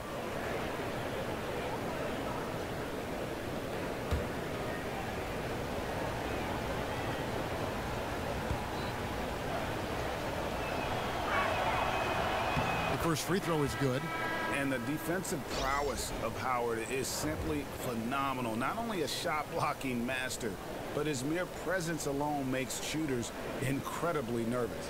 Catching up on the changes for Portland. Festus Ezeli, he's jacked in for Nurkic. Noah Vonleh comes in for Maurice Harkless. Al Farouk Aminu, he's checked in for Evan Turner. And Krabs subbed in for McCollum. That misses, so he splits the free throws. And Portland with the ball. It's a 5-point game. There's the screen. Crab dishes to Lillard. Crab with the ball. 6 to shoot. Back to Lillard. Takes the 3. They grab their own miss. Aminu, the pass to Crab. There's 3-pointers off the mark. I'm shocked that didn't turn into 3 points. I mean, he makes you pay on those nearly every time. Got that one up quick. And it's 9 points for Howard. How about he has yet to miss? 4-4 to start. Inside. Vonleh's shot is good. Developing quality moves inside. Vonleh has the length and power to do more of that. Now Schroeder. There's the pick. Now the dish to Calderon. From the top of the key. And so the first quarter is in the books. Hawks ahead, up by 5. From Portland, we're back in a moment.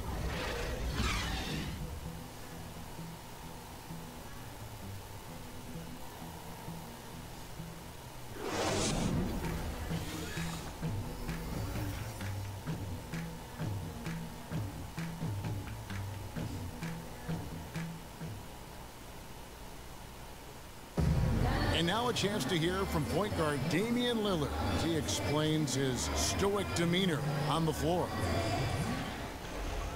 I was taught to, never let anybody see how you feel. I kind of just embraced it, for my entire life. Just, you wouldn't know if something was going on in my life or not, because as long as I'm taking care of business and doing what I need to be doing, that's all that matters. I would say we probably shouldn't expect to see Lillard starring in any reality shows about his personal life. Lillard is a young man who is all about taking care of business. And the first quarter is in the books. Second about ready to get underway. And for the Hawks guys, what stands out to you stats-wise? They're not going to sit back and just take jump shots. It's all about attacking the paint and getting to the rim. Well, those high percentage shots have keyed their offense tonight, and until the defense packs the lane, no reason to shift their strategy. On the court for Atlanta, Calderon is out there with Dunleavy. Then it's Ilyasova. Then there's Kent Bazemore. And it's Wiskawa in at the 5 spot. Well, you were a pretty good passer in your day. When you look at the playmakers in the NBA, who do you like? Love Ricky Rubio in Minnesota, the way that he sees the floor. I think he's fantastic in the open court and gives his guys a lot of great opportunities that normally they wouldn't see. Chris Paul in LA for the Clippers operates in the pick and roll better than anybody maybe we've seen in the game of basketball, maybe in its history. Big statement. With his mid-range game and the way that he sets up guys around him. Those are 2 of my favorites. I like him. And it's Napier missing. Atlanta leading by 5. Okay, well, let's check in with David Aldridge, who's reporting from the sideline. With the departure of LaMarcus Aldridge to San Antonio, there's no question who Portland's franchise player is now. It's Damian Lillard, who said, "I am." People say he's not a franchise player, but I didn't make that decision. The franchise did. It's more than being the best player, especially with a young team. You're the example, and the standard is here. Kevin, he doesn't shy away from that responsibility. No, he's built for it, DA. And Atlanta calls their first timeout of the game.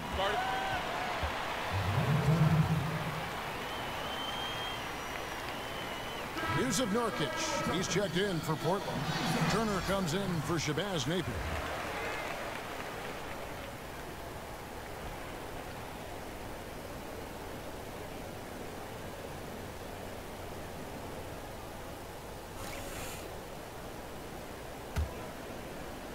We're about a minute and a half into the second quarter now.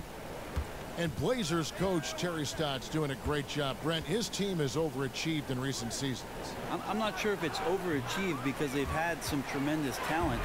But the interesting part about Terry Stott's is try to find him taking some of the credit for what's gone on there, and you just won't. He's just giving guys great opportunities. He's given those guys defined roles, and each one has stepped up for him. Crabbe kicks to Turner. Just 5 to shoot. Here's Nurkic, and they'll turn it over. Could not get off a shot. 24-second violation. A different look now for Portland. Noah Vonleh, he's checked in for Harkless. And Lillard subbed in for C.J. McCollum. And a switch here also for Atlanta. Howard's checked in for Mike Muscala. 51 seconds left in the first half of basketball. Hardaway dishes to Schroeder. Howard setting the pick for Schroeder. And he was fouled on the way up. 2 free throws now for him. And you see that blonde streak for Dennis Schroeder? His mother used to run a hair salon. She wanted Dennis to dye his hair blonde. Instead, he did just that spot. Well, it's become a bit of his trademark, Kevin, and during the 15-16 NBA season, even had his number 17 emblazoned in gold back there. So it's not the only thing right now that's setting him apart. There aren't many German players in the NBA. Of course, we think of Dirk Nowitzki first, but Schroeder coming along nicely.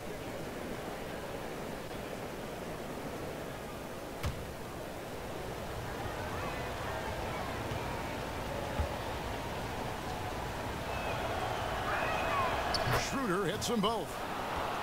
And when you think of the Blazers' history, Brent, this is a team with a somewhat star-crossed history when it comes to injuries. Yeah, I remember in the early part of the 2000s, Kevin, how the Portland Trail Blazers were the most feared team. There were championship aspirations at that time. But it's been 10 years now, and maybe some of that bad luck that's always surrounded Portland has worn off.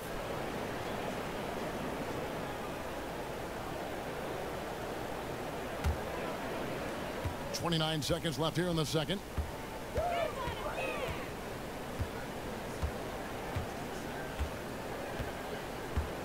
To the middle, Nurkic with the steal. And if they're smart, they can hold it for the last shot. That's got to be the game plan here. Make this the last possession of the quarter. Turner passes to Crabbe.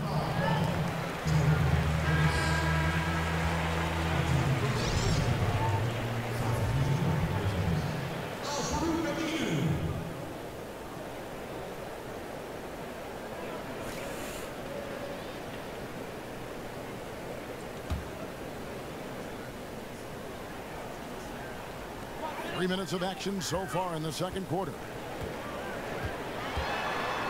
And Lillard kicks to Vonleh. Again, the miss by the Trailblazers.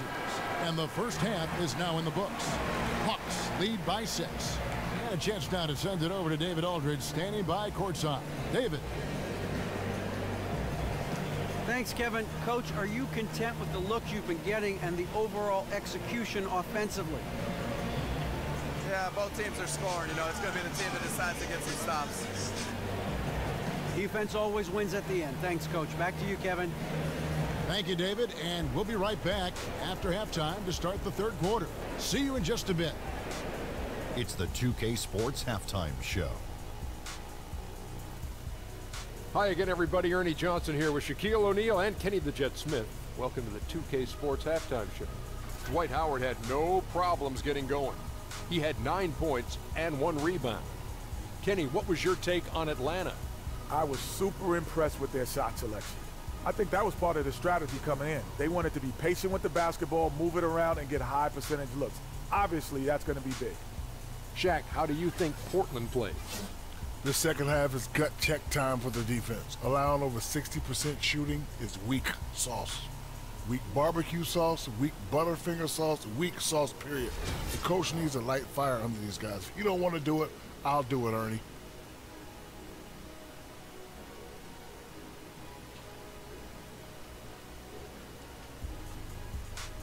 All right, that is going to wrap up our halftime report as it's just about time for the start of the third quarter.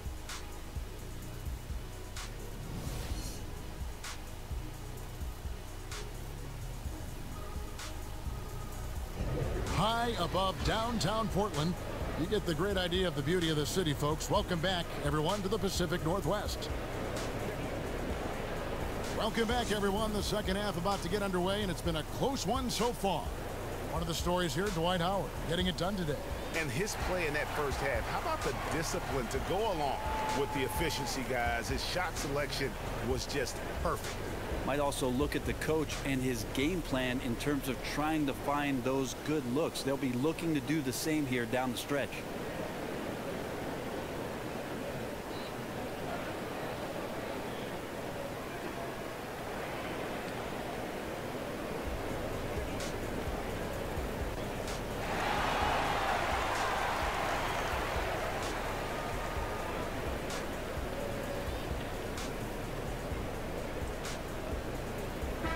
All these days, teams have really gone away from offensive rebounding, transition defense, such an imperative.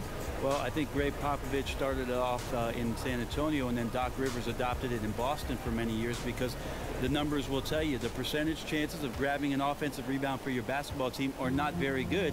And if you take those kind of risks, calculated as they might be, it's a disadvantage for you to get back in transition and set up your defense. So a lot more teams adopting the 4 back and 1 take a chance at the offensive rebound mentality. Part of that analytics contribution we're talking about before. Things like that point those things out to the play. Yeah, and the numbers aren't lying. Right, exactly.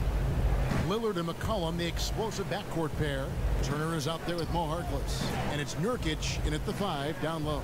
So that's who Terry Stotts starts the second half. And it's Howard finishing it off. And it only takes a little effort on behalf of Howard to rise up for the flush, using that size and strength to jam it down. Now here's Harkless. No scoring yet from him, but that's likely to change. There's the screen. The shot by Lillard, wide open. Harkless dishes to Turner, using his post move to get the 2 points. And with a little over a minute gone, the second half is underway. And Hawks coach Mike Budenholzer named the 2015 Coach of the Year in the NBA after their impressive run to the #1 seed in the Eastern Conference. You think about the intricacies of the system that Coach Bud watched for so many years in San Antonio. To be able to step into Atlanta, grab a group of players, and get them to operate on that kind of level. A fantastic job by Mike Budenholzer moving forward. Screen by Howard. Near the 3-point line, it's Millsap. Rebound by Nurkic. Nobody even close to him, and he can't believe he doesn't knock it down. And Lillard kicks to McCollum. Lillard outside. Shot clock at 5. Back to McCollum from the arc. No good there. Good work defensively by Millsap. The Hawks leading by 4. Hardaway passes to Schroeder. And fouled hard that time. He'll get to the line and shoot 2. And coming into the NBA, Dennis Schroeder drew comparisons to Rajon Rondo for his frame and his quickness. He's already shown himself to be a better shooter than Rondo, but his defense still has a long way to go. Two shots. Move shots.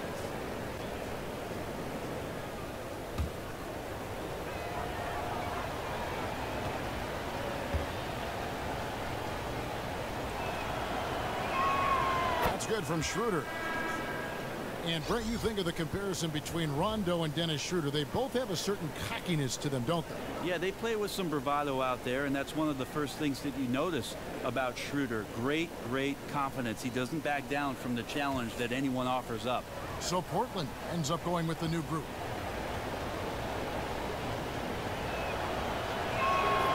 Schroeder hits them both. And right there, you can see the time that's put in at the free throw stripe. Grab dishes to Vonleh. They set the pick. Kicks to Aminu. Off the screen. Atlanta with the rebound. And honestly, not real happy with the shot selection on that one. Yeah, you want your guys to attack with confidence, but that's just a bad look. Nobody near Schroeder. A picture-perfect screenplay, and the jumper's good. Schroeder's got 4 points in the quarter. The shot and game clock separated by 4. Here's Cram. He hasn't scored yet. That, I'm sure, will change. Vonleh kicks to Napier. And a missed layup.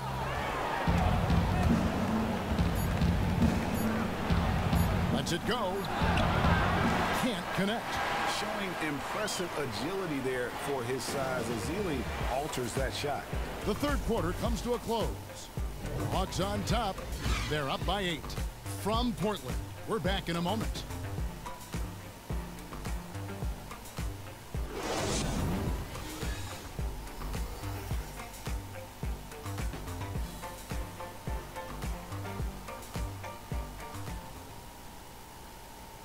Let's listen in on what Mike Budenholzer had to say to his team in the huddle. We don't need to be in a hurry to beat them. Let's just go with our defense. Keep moving it, keep playing.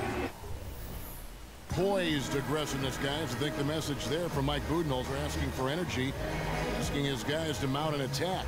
Well, and all 5 guys need to be on the same page. You need to be active, yes, but you also really need to communicate with one another. Hello and thanks for joining us, folks. The fourth quarter of play should begin momentarily. On the court for Atlanta, Bazemore is the 3 with Millsap the 4. Tim Hardaway Jr. out there with Dennis Schroeder. And it's Ilyasova in at the pivot spot, manning the middle. Schroeder against Lillard. And it's Schroeder missing. Trailblazers trail by 8. They need a good offensive possession. Yeah, they've gone a long time without a bucket. So much talk about the game slowing down for the game's best players. Lillard composes himself, scans the court, and delivers the strike. Schroeder passes to Bazemore.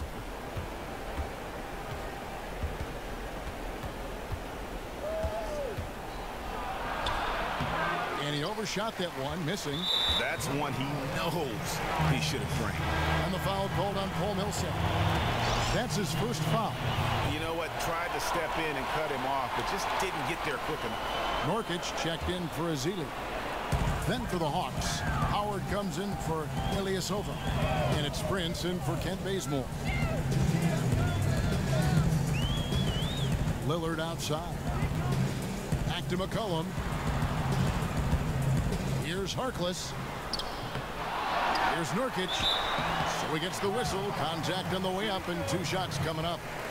Excellent footwork inside from Nurkic there to put the D in an awkward position and force them to foul him there. 2 shots.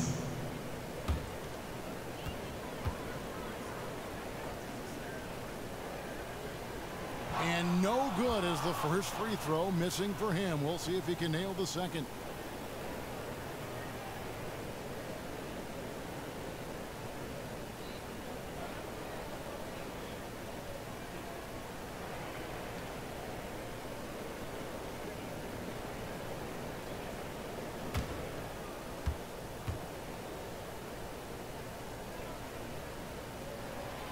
No luck that time either.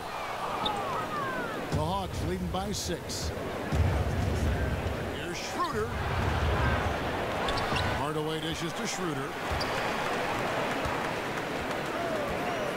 About a minute and a half through the fourth quarter now. Harkless with the steal. And it's the Trailblazers on the break. Lillard with the ball, and that one is good. And he was a go-to guy in crunch time in college, and McCollum now has developed that reputation here in the league. Millsap a screen. The feed to Howard. The shot's good on the assist by Schroeder. Schroeder's got 5 assists tonight. His ball distribution tonight just as good as it gets. And sometimes it's about your teammates moving to give you those opportunities. He's found holes in the defense. For Atlanta, they've gone 1 of 4 since the end of the third quarter. Hardaway kicks it over to Schroeder. Millsap a screen. Prince in the corner. No good on the 3. And it's the Trailblazers with the ball. A great fourth quarter, just giving up 2 points. Out of bounds, Atlanta will take possession.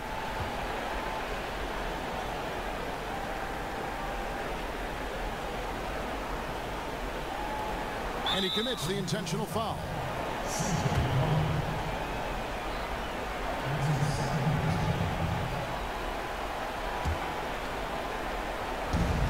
There's 42 seconds left in the fourth quarter. Hardaway passes to Schroeder. From deep, Prince trains it from beyond the arc. Timeout. And it's a 9-point Hawks lead. And that's why Schroeder has a spot in the rotation. Coach recognizes his passing ability. He sets up his teammates well. Time called here. The Blazers decide to talk it over. They're losing by 9. We've got 33 seconds left in the game. What do you think, guys? And I'm sure the coach is telling them it ain't over till it's over. Yeah, but I don't know. And it's a completely new group for Atlanta. We've got a 9-second difference between the shot clock and the game clock. Here's Napier. Trying his luck deep. Buries the long-range jumper. I like the setup from Aminu on the pick. Has the quickness to get there, but then stabilizes to set it. And so they choose to intentionally foul.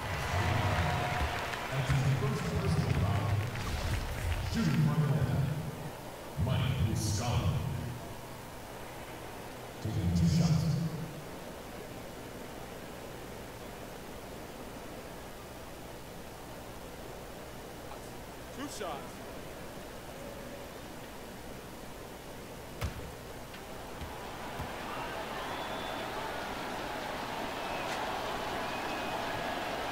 Good on the first, and that makes it a 7-point lead.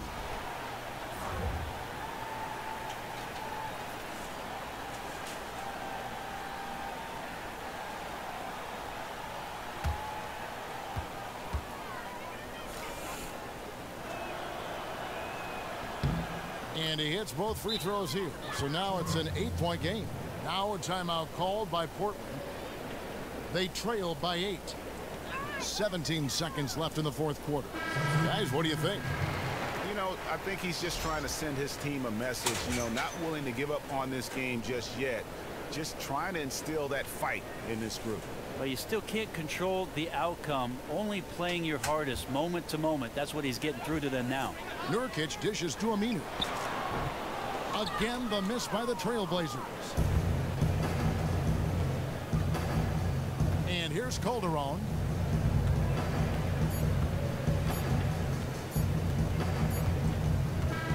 And so the Hawks take the win.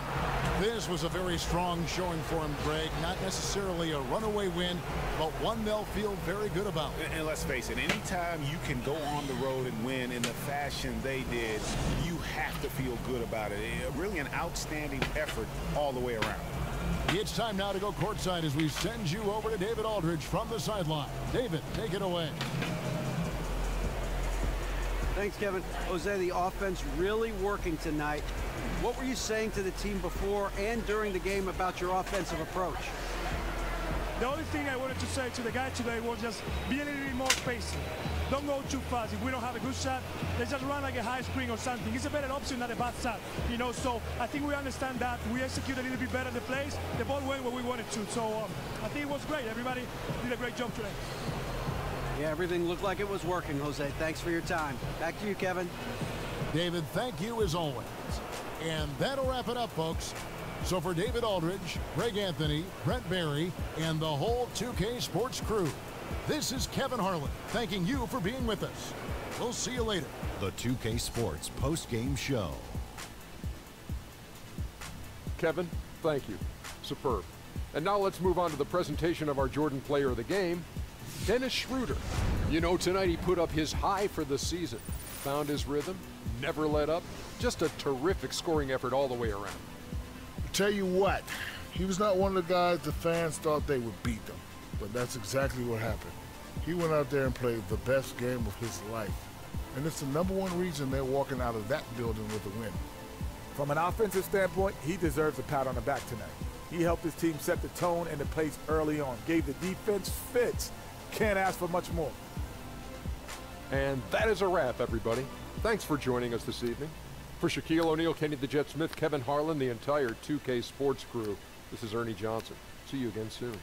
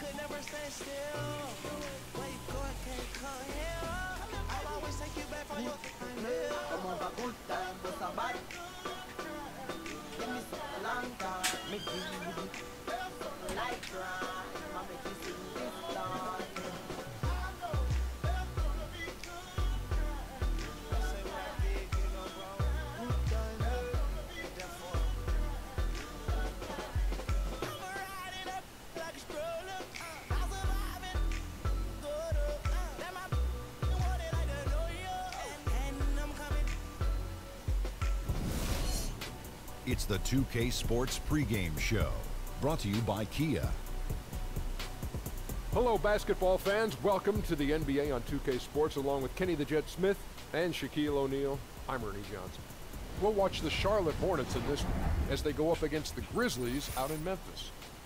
And for Memphis, they may have some challenges, but this is a game they have had circled on the calendar and want to deliver the top-notch performance they know they can. Well, when you watch the Hornets play, one thing that stands out about them is their relentless effort. This team really strives to keep the intensity up for all 4 quarters. How big is that for a team, Jet? Well, you can overcome a lot if your roster has players that give that kind of effort. And, you know, they stole a few games last year because they simply wouldn't go away after falling from behind. And that kind of effort has really helped usher in a new attitude for the franchise and to change their outlook.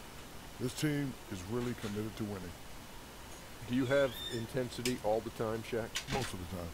When do you not have intensity? When you hurry up and in this segment, I go to the bathroom. Breakfast tacos. Oh my God! Hurry up. Too much. Kevin Harlan. I think a little twist. That's intense. A little twist.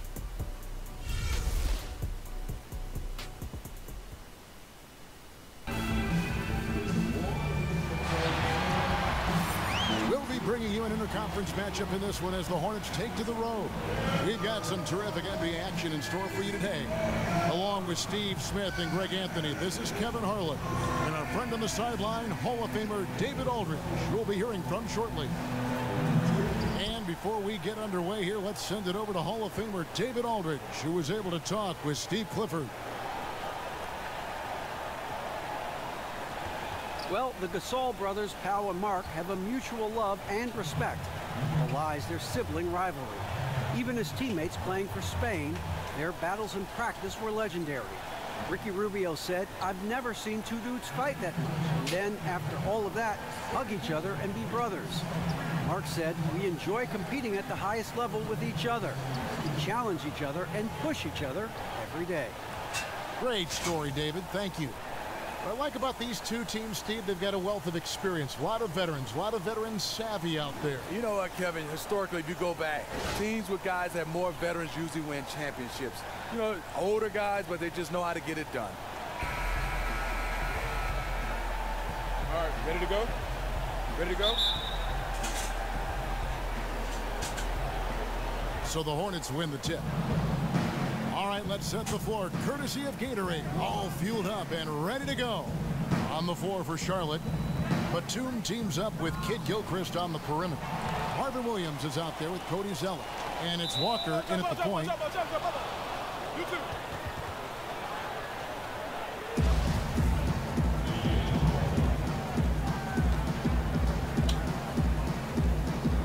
And it's the Grizzlies with the ball. Here's Conley. He feeds it to Gasol. Rebound by Williams. Memphis on defense. Dishes it to Walker. Picked by Zeller. Batum with the 3. Parsons with the rebound. Injuries are to every team, but the Grizzlies were hit bad last season. They cycled through 28 players. That was an NBA record. It's Allen on the wing. Memphis moving it around. Gasol, a screen on Zeller. 5 on the clock. Conley, the pass to Gasol. Out of bounds. Charlotte takes possession.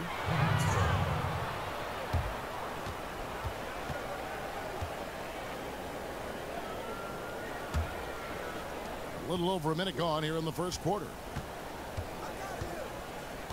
pick by Zeller. From deep, Walker buries it from three-point range. Walker's got himself going there. His first points of the game on the deep ball. And so unfortunate, the Grizzlies last year, a walking mash unit. They still found a way, though, Steve, to make it to the playoffs, despite all the injuries. They found a way to pull it together. They have a great blend of vets that help the young guys. They never quit, not even up to the final buzzer. That's Grizzlies basketball. David Fizdale gets a chance to get the Memphis job. He's been Spoelstra's lead assistant for a while. His name has been floating around in the coaching ranks for a long time. Happy to see him get that job. And with Fizdale, a bright young coach, you're getting a coach who has been a part of multiple championships in Miami. That is why the Grizzlies went out and sought his leadership. Well, a lot of former players vouch for David Fizdale. He is a coach that relates very well with players, and he developed players. I think he's going to be a fantastic fit for the Grizzlies. And Williams drops them both. And that's another area where he is just a superb player. Excellent at the free throw line. Gasol a screen. Conley with the three. No good on the shot. Now Charlotte takes it the other way. We've got 1:08 left to play in the first quarter. Outside Batum. Back to Williams. Pass to Walker. Launches a three. It's rebounded by Memphis. Parsons dishes to Conley. Over in the corner, Allen. Back to Gasol. Over in the corner, Allen. Walker against Conley. Up again. Rebound by Williams. Charlotte leading by 5. Outside, Walker.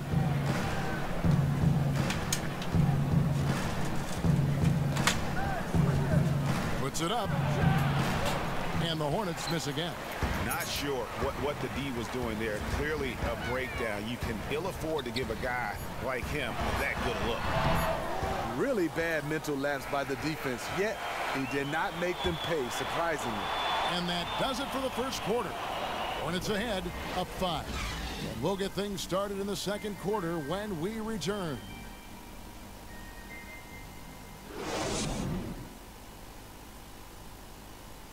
And the Grizzlies, a team that's dealt with their share of tough playoff losses. But, you know, you talked to point guard Mike Conley, and as he told us before the game, he still feels a championship is within reach. We feel like we're a team that's had to go through a lot of adversity. We've been through a lot of things that's set us back. You know, we feel like we can be just as good as anybody else, and why not us? Defense really their identity. That's how they win. Now the second quarter getting ready to start up. What stands out to you guys from the Hornets in this one?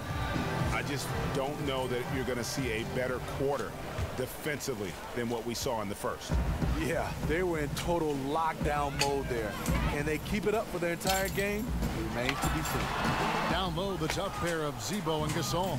Harrison out there with Ennis, and it's Carter in at the 3 spot. That's the group for Memphis to kick off the second quarter. Now here's Lamb. 5-point lead, the biggest of the game. His 3-pointers off the mark. One thing that the Hornets do very well, as we all know, is at the glass. Top to bottom, this team knows how to close out possessions, Craig, and clean up misses on the defensive end. Yeah, and Kevin, you look at the roster for the Hornets, everyone is helping on the glass. What is odd that they don't have one guy who averages huge rebound numbers. It's a true team effort. They are one of the elite teams in limiting offensive rebounds. Now here's Lamb, following the miss by Zach Randall. There's a screen by Williams. Gasol with the steal. Up the floor. Here's Harrison.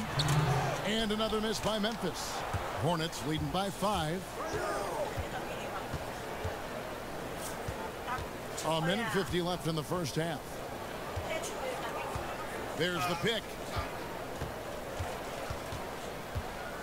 Weber kicks to Lamb. from the wing. And that one comes up a bit short. When you're that wide open from a very makeable distance, you have to come away with points. So it's the Hornets now. Now let's go to the sideline and catch up with our Hall of Famer, David Aldridge. Well, guys, we know Michael Kidd-Gilchrist is an impact player for the Hornets with his great defense. Last season, his shoulder injury set them back. Teammate Kemba Walker said his motor is different. You have to have him on the court. Kevin coach Steve Clifford put it simply, when he's on the floor, we play well. When he's not, we don't. You can't boil it down more than that, D.A. Thank you. 2 shots.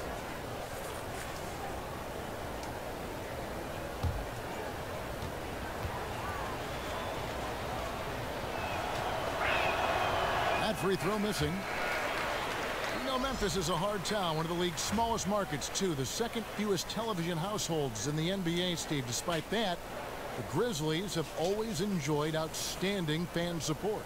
They've done a tremendous job of connecting with this community. This team has an identity. Tough, blue-collar, and hard-working. And that's the identity of this town. And the one thing for the Hornets, I mean, they had horrible luck last season from an injury standpoint. Never really able to put that starting 5 out there for any consistent stretch of the season. I mean, huge injuries to Big Al and MKG were the most notable, and that really dampens your ability to develop chemistry. The dish to Bellinelli. And once again, off the mark by Charlotte. Memphis trailing here.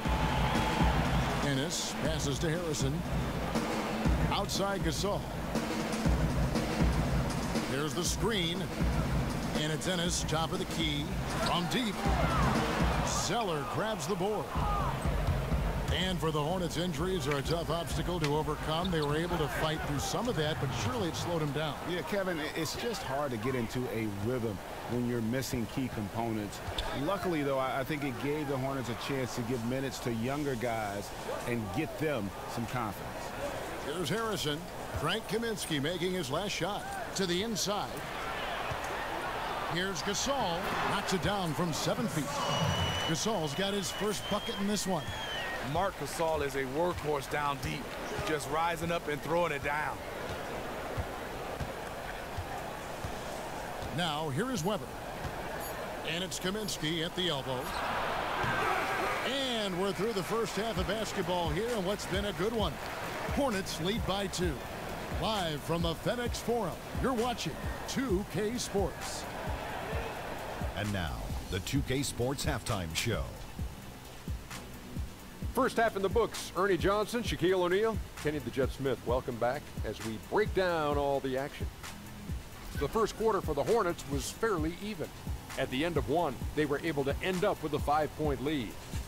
The second quarter saw them lose just a fraction of the lead they held at the end of the first, as they're now ahead by 2 points at the half.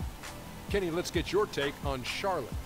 I was surprised at how comfortable they seemed here on the road. The hostile crowd, that didn't bother them at all. And I want to see if they can keep that up in the second half. And Shaq, let's get your input on the Grizzlies. They did some good things, but not enough. They need to start being more assertive. Go harder to the rim. Generate some free throw opportunities at the very least. Do something. And that'll do it, as the second half is just about ready to begin. Back to Kevin Harlan. We will see you after the game. Hey, watch yourself. I'm celebrating. We're the best.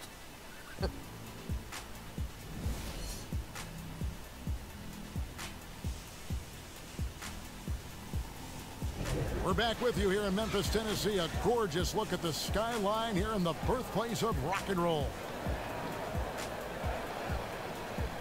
Welcome back, folks. Thank you for tuning in to the NBA on 2K Sports as we get set to get going once again. Hey, during the break, players getting a chance to refuel and hydrate with some Gatorade as there is more basketball in store.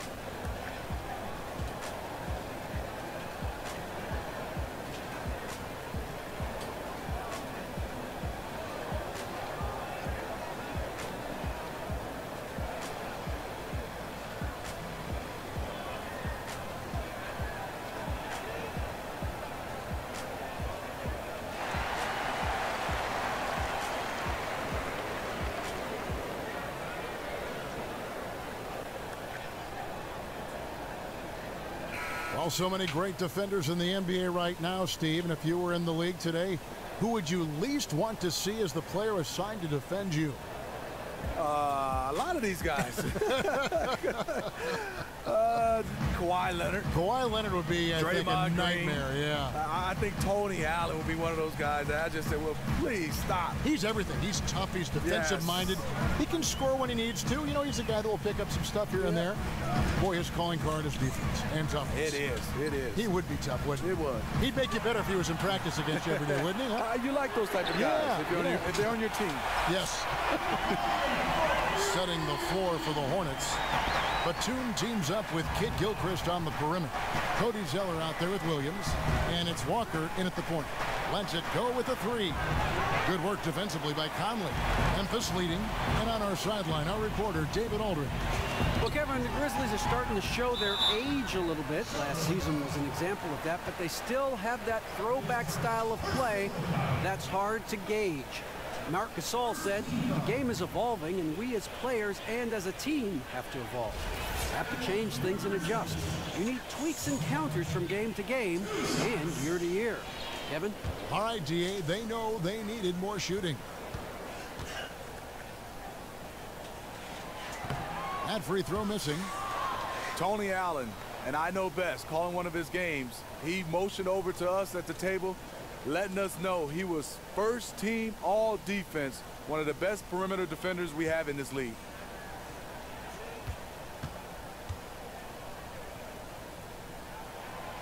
That one misses.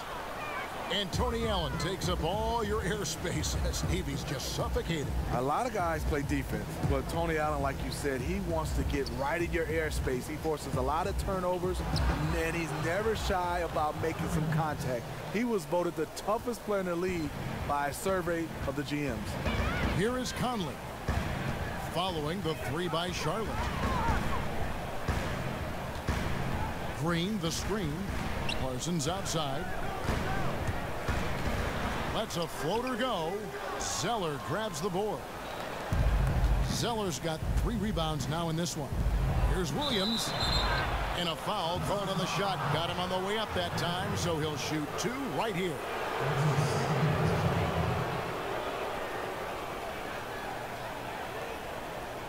These are his 3rd and 4th free throw attempts of the game.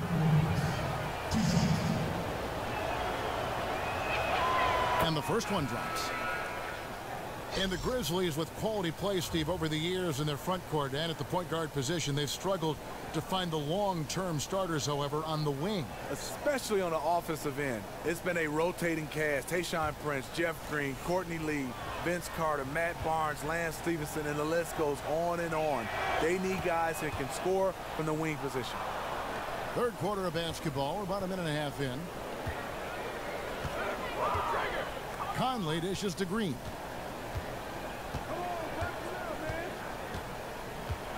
Picked by Randolph.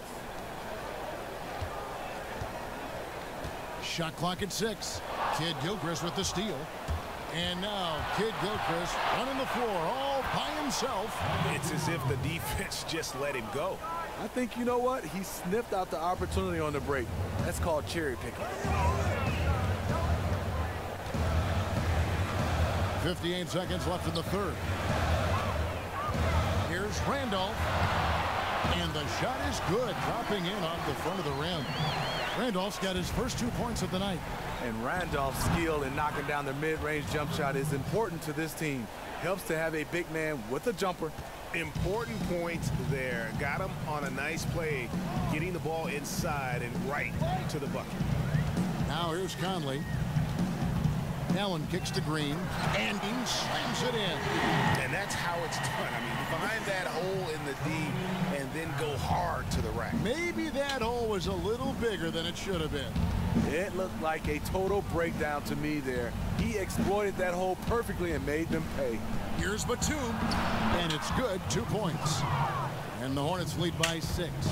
And after really leaning on that 3-point shot in the first half, seeming like they're just getting away from it here in the second. More of the shots coming from the interior.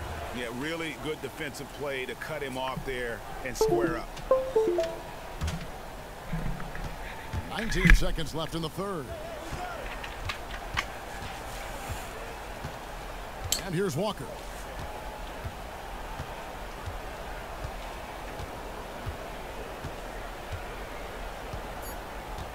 Three-pointer. No good on that one. The third quarter comes to a close. Hornets on top. They lead by 6. And we're just moments away from the start of the fourth quarter. Stay with us.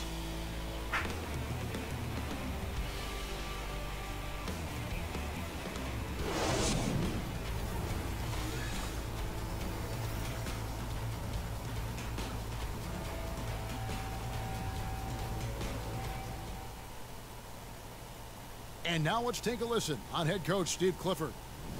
That was all decision making. Great job with the personnel.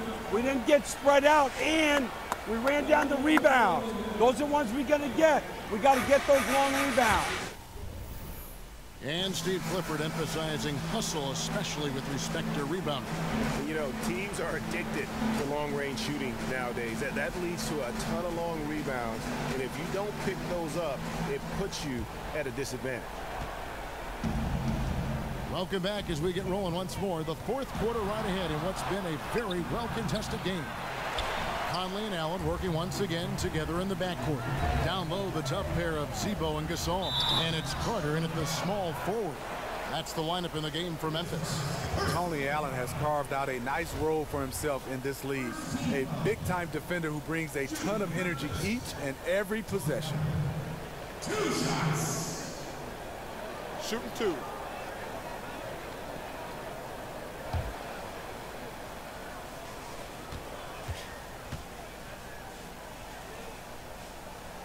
That free throw, no good.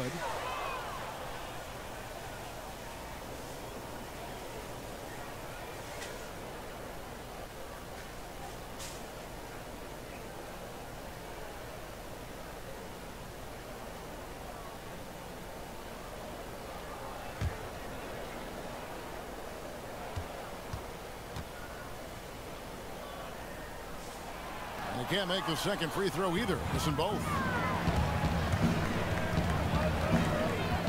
Walker against Conley. Launches it. And the basket by Kaminsky. Kaminsky's got the fourth quarter started here with a bucket for Charlotte. Real in a good position thanks to the accuracy from beyond. Here's Gasol. Zeller grabs the board. Zeller's got his 4th rebound with that last one here tonight. They get it again. And the basket by Kaminsky. Kaminsky's got 5 points now this quarter.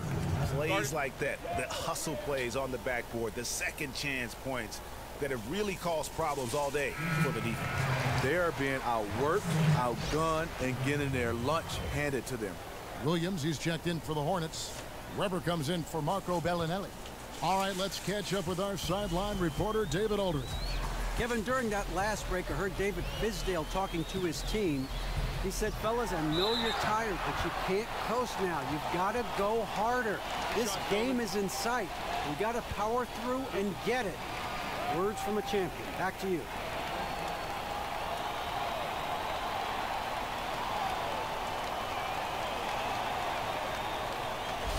Well, for so long, you always heard the old saying, you live by the 3, you die by the 3.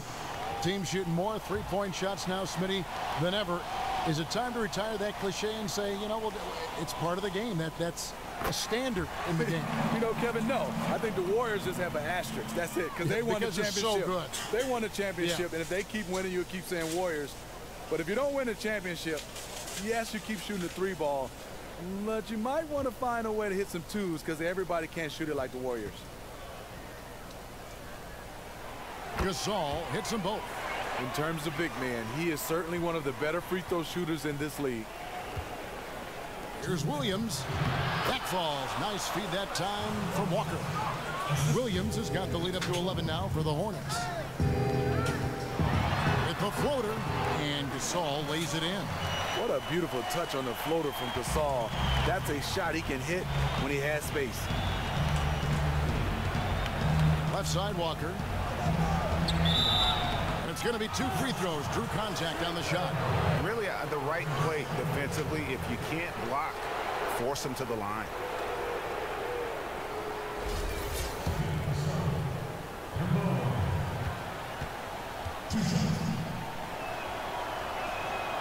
Good on the first, and that will push the lead to double digits.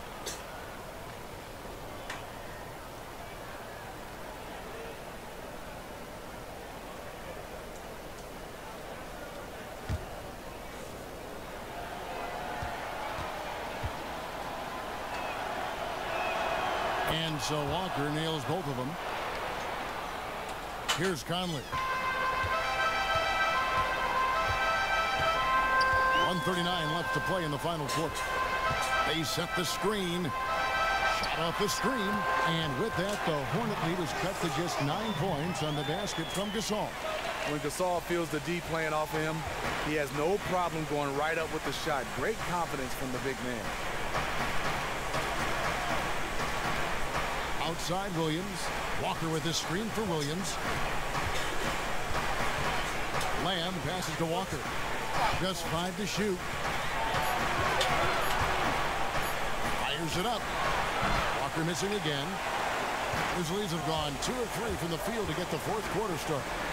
Conley with a wide open look. Offensive rebound. And Gasol able to finish.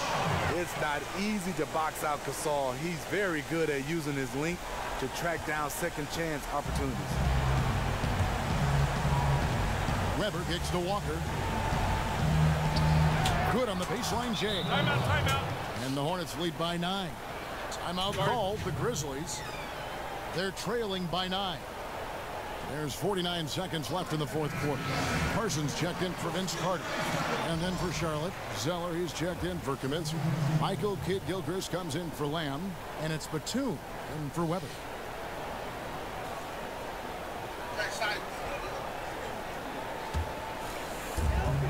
There's 49 seconds left to play in the final quarter. Memphis moving it around. Conley for 3. It's rebounded by Charlotte. They're in good position here to ride it out. Certainly, if they just play smart, this game's over. Didn't take their time in wrapping this game up. They came out with a sense of urgency. They did. Fantastic run here to really put this game to bed. Gasol.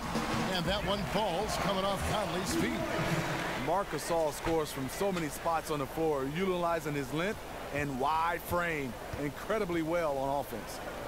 Now here's Walker. Batum dishes to Zeller.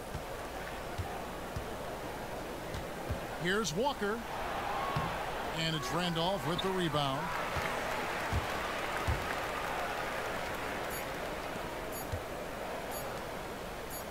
Conley with it. No good. So no problem for Charlotte as they get the win. They came in here and took care of business like they were the home team. And Kevin, how about the mental toughness that this group showed? They were never rattled at all by the opposing fans. And that's going to do it tonight, folks, for our broadcast. For Greg Anthony, David Aldridge, Steve Smith, and the rest of our terrific 2K Sports crew, this is Kevin Harlan saying thanks for watching. We'll see you next time. The 2K Sports postgame show. And Ernie Johnson here again with Shaquille O'Neal and Kenny Smith. Let's take a look at our Jordan player of the game. I'll tell you what, his season high in points powered everything they did. Clearly, he was the catalyst tonight as they come away with the well-deserved W. He shot efficiently tonight. I mean, wow. Like, some nights when you shoot 50%, guys are jumping around the locker room excited. But 60% to shoot at that level is remarkable. I like what I saw from him in terms of his offense. It was really a steady night for him at that end of the court. Let me tell you about this guy. He never lacks in confidence. Came out with a purpose, and he got some big numbers and some timely baskets. And thanks for joining us this evening, folks. We've reached the end of our broadcast. For the weeping Shaquille O'Neal and the heartbroken Kenny the Jet Smith. Why? I'm just a real sad Ernie Johnson. Why? Farewell and good night.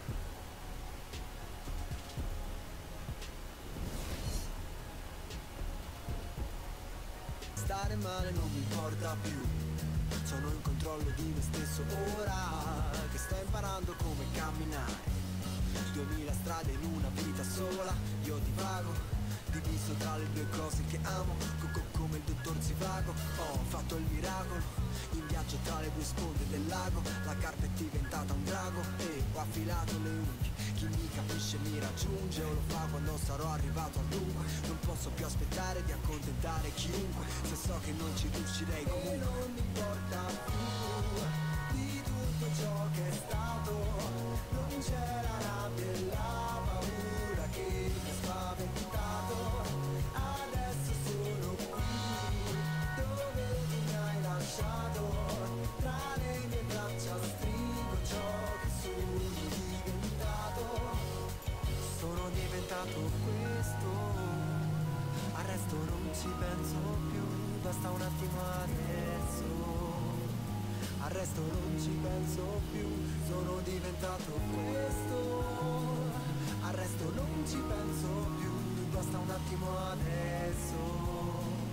Al resto non ci penso e non mi importa più di tutto ciò che è stato. Non c'è la rabbia e la paura che mi ha spaventato. Adesso sono qui, dove tu mi hai lasciato, tra le mie braccia stringo ciò che sono diventato.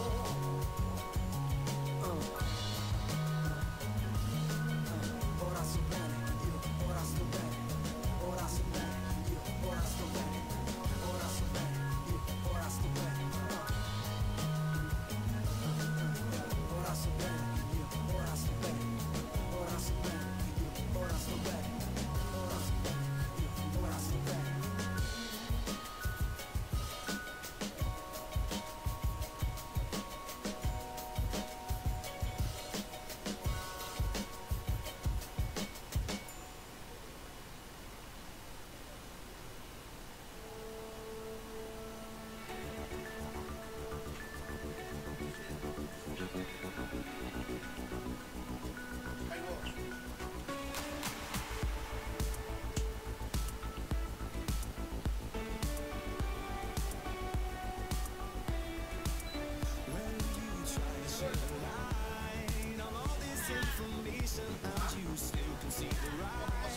Dispatch your situation, but you're wasting all your time. You're wasting all your time until we're in your prime, and you just don't seem to mind. Please go and stop me if my tongue's too rough. And interrupt me if I talk too much. I never wanted that for us.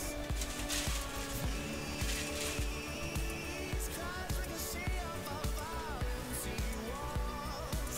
Just simple matters that we can resolve. They made a mockery of us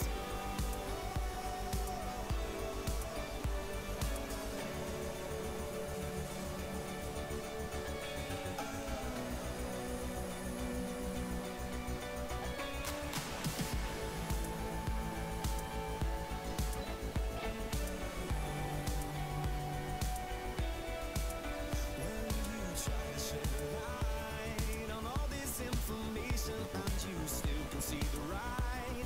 Dispatch your situation, but you're wasting all your time. You're wasting all your time until we're in your prime, and you just don't seem to mind. Please go and stop me if my tongue's too rough. And interrupt me if I talk too much. I never wanted that for us. These clouds ricochet off of our empty walls. Just simple matters that we can resolve. They made a mockery of us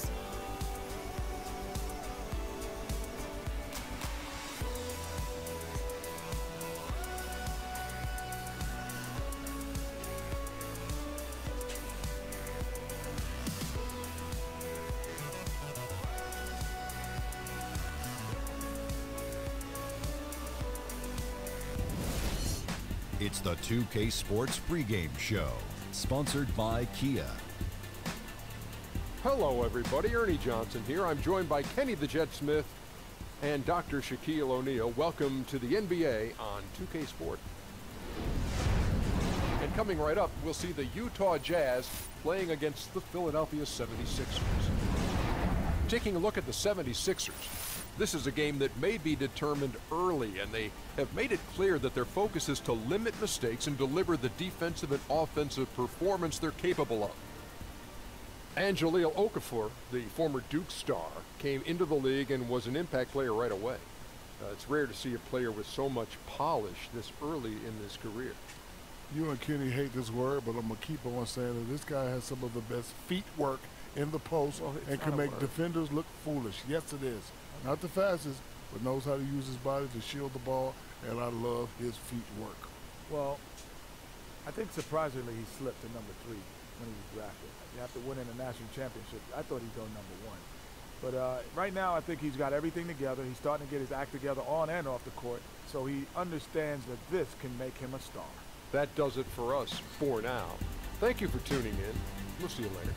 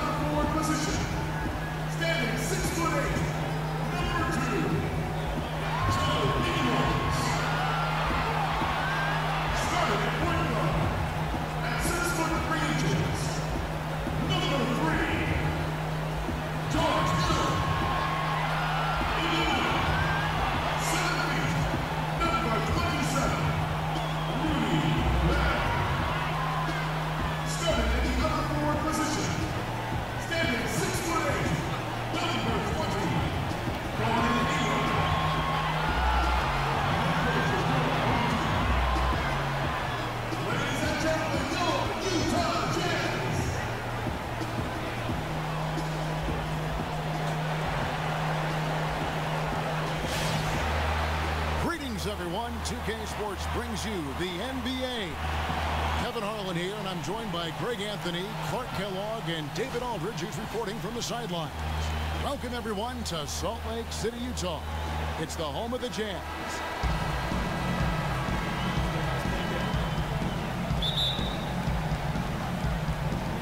So Philadelphia will get the first possession. All fueled up and ready to go. Let's check out who's on the floor, courtesy of Gatorade. So on the floor for Philadelphia, Sarge is out there with Joel Embiid. Then it's Simmons. Then it's Robert Covington. And it's McConnell in at the 1 spot. Offensive rebound, Simmons. And count it. 2 points with a chance for 1 more at the free throw line. Don't let the smooth taste fool you. I mean, this guy's strong work ethic on the backboards. Simmons, the way he boxes out and gets nasty underneath, you gotta admire. And Ben Simmons, the latest star to come over from Australia. Many feel that he could be the player that vaults Australia into a powerhouse on the international level. A lot of hopes being placed on the shoulders of Simmons.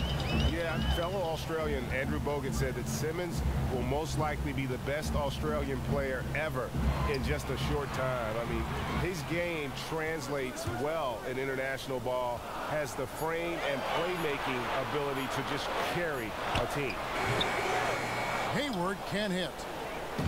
Utah's on defense. It's a three-point game. Pass to McConnell. First quarter of play, 1 minute played. To the middle, here's Embiid, and Embiid throws it down. Clearly, he's one of the best there is in the business when it comes to making that lead pass. And it's out of bounds. They say it was last touched by Hill. And that's just carelessness there. I mean, you have got to have your head in the game. 76ers have gone 2 of 3 here to start out the game. Here's McConnell. He's guarded by Johnson. McConnell kicks to Embiid to the wing right side. Simmons dishes to Embiid. Rebounded by the Jazz. When he's wide open like that, he'll rarely miss those.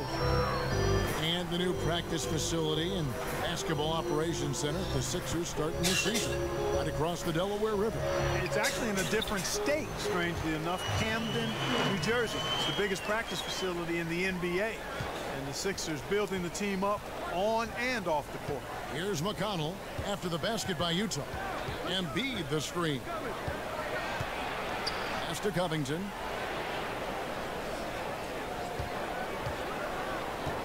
And there's the feed to Embiid. Yep, that one goes in there. Embiid's got his second basket of the night. On defense, Philadelphia. Hill passes to Gobert. Hayward outside. Gobert with a screen for Hayward from the arc.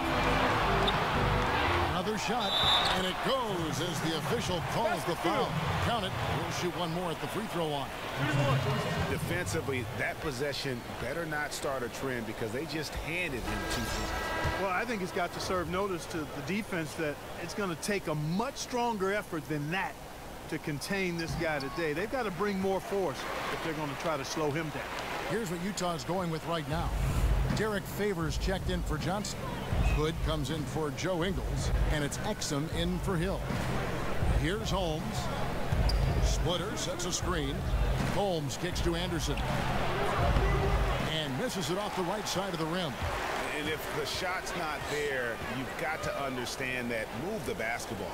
Yeah, exactly, and I'm not quite sure what his mindset or what he was thinking there. I mean, that was just a terrible shot. Now here's Hayward. Favors sets the pick for Hayward. 6 to shoot. They get it back. Well, he won't miss many of those, especially with the defender not in the best of positions there. A good close contest so far as we finish the first quarter. 76ers lead by 2. It's the NBA on 2K Sports from Salt Lake City.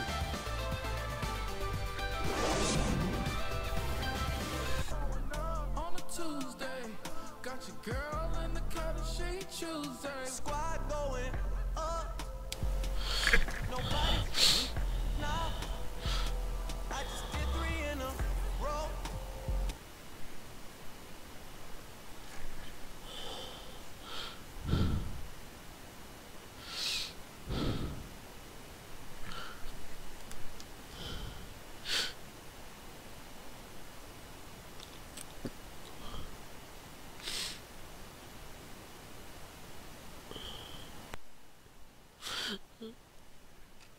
好痛。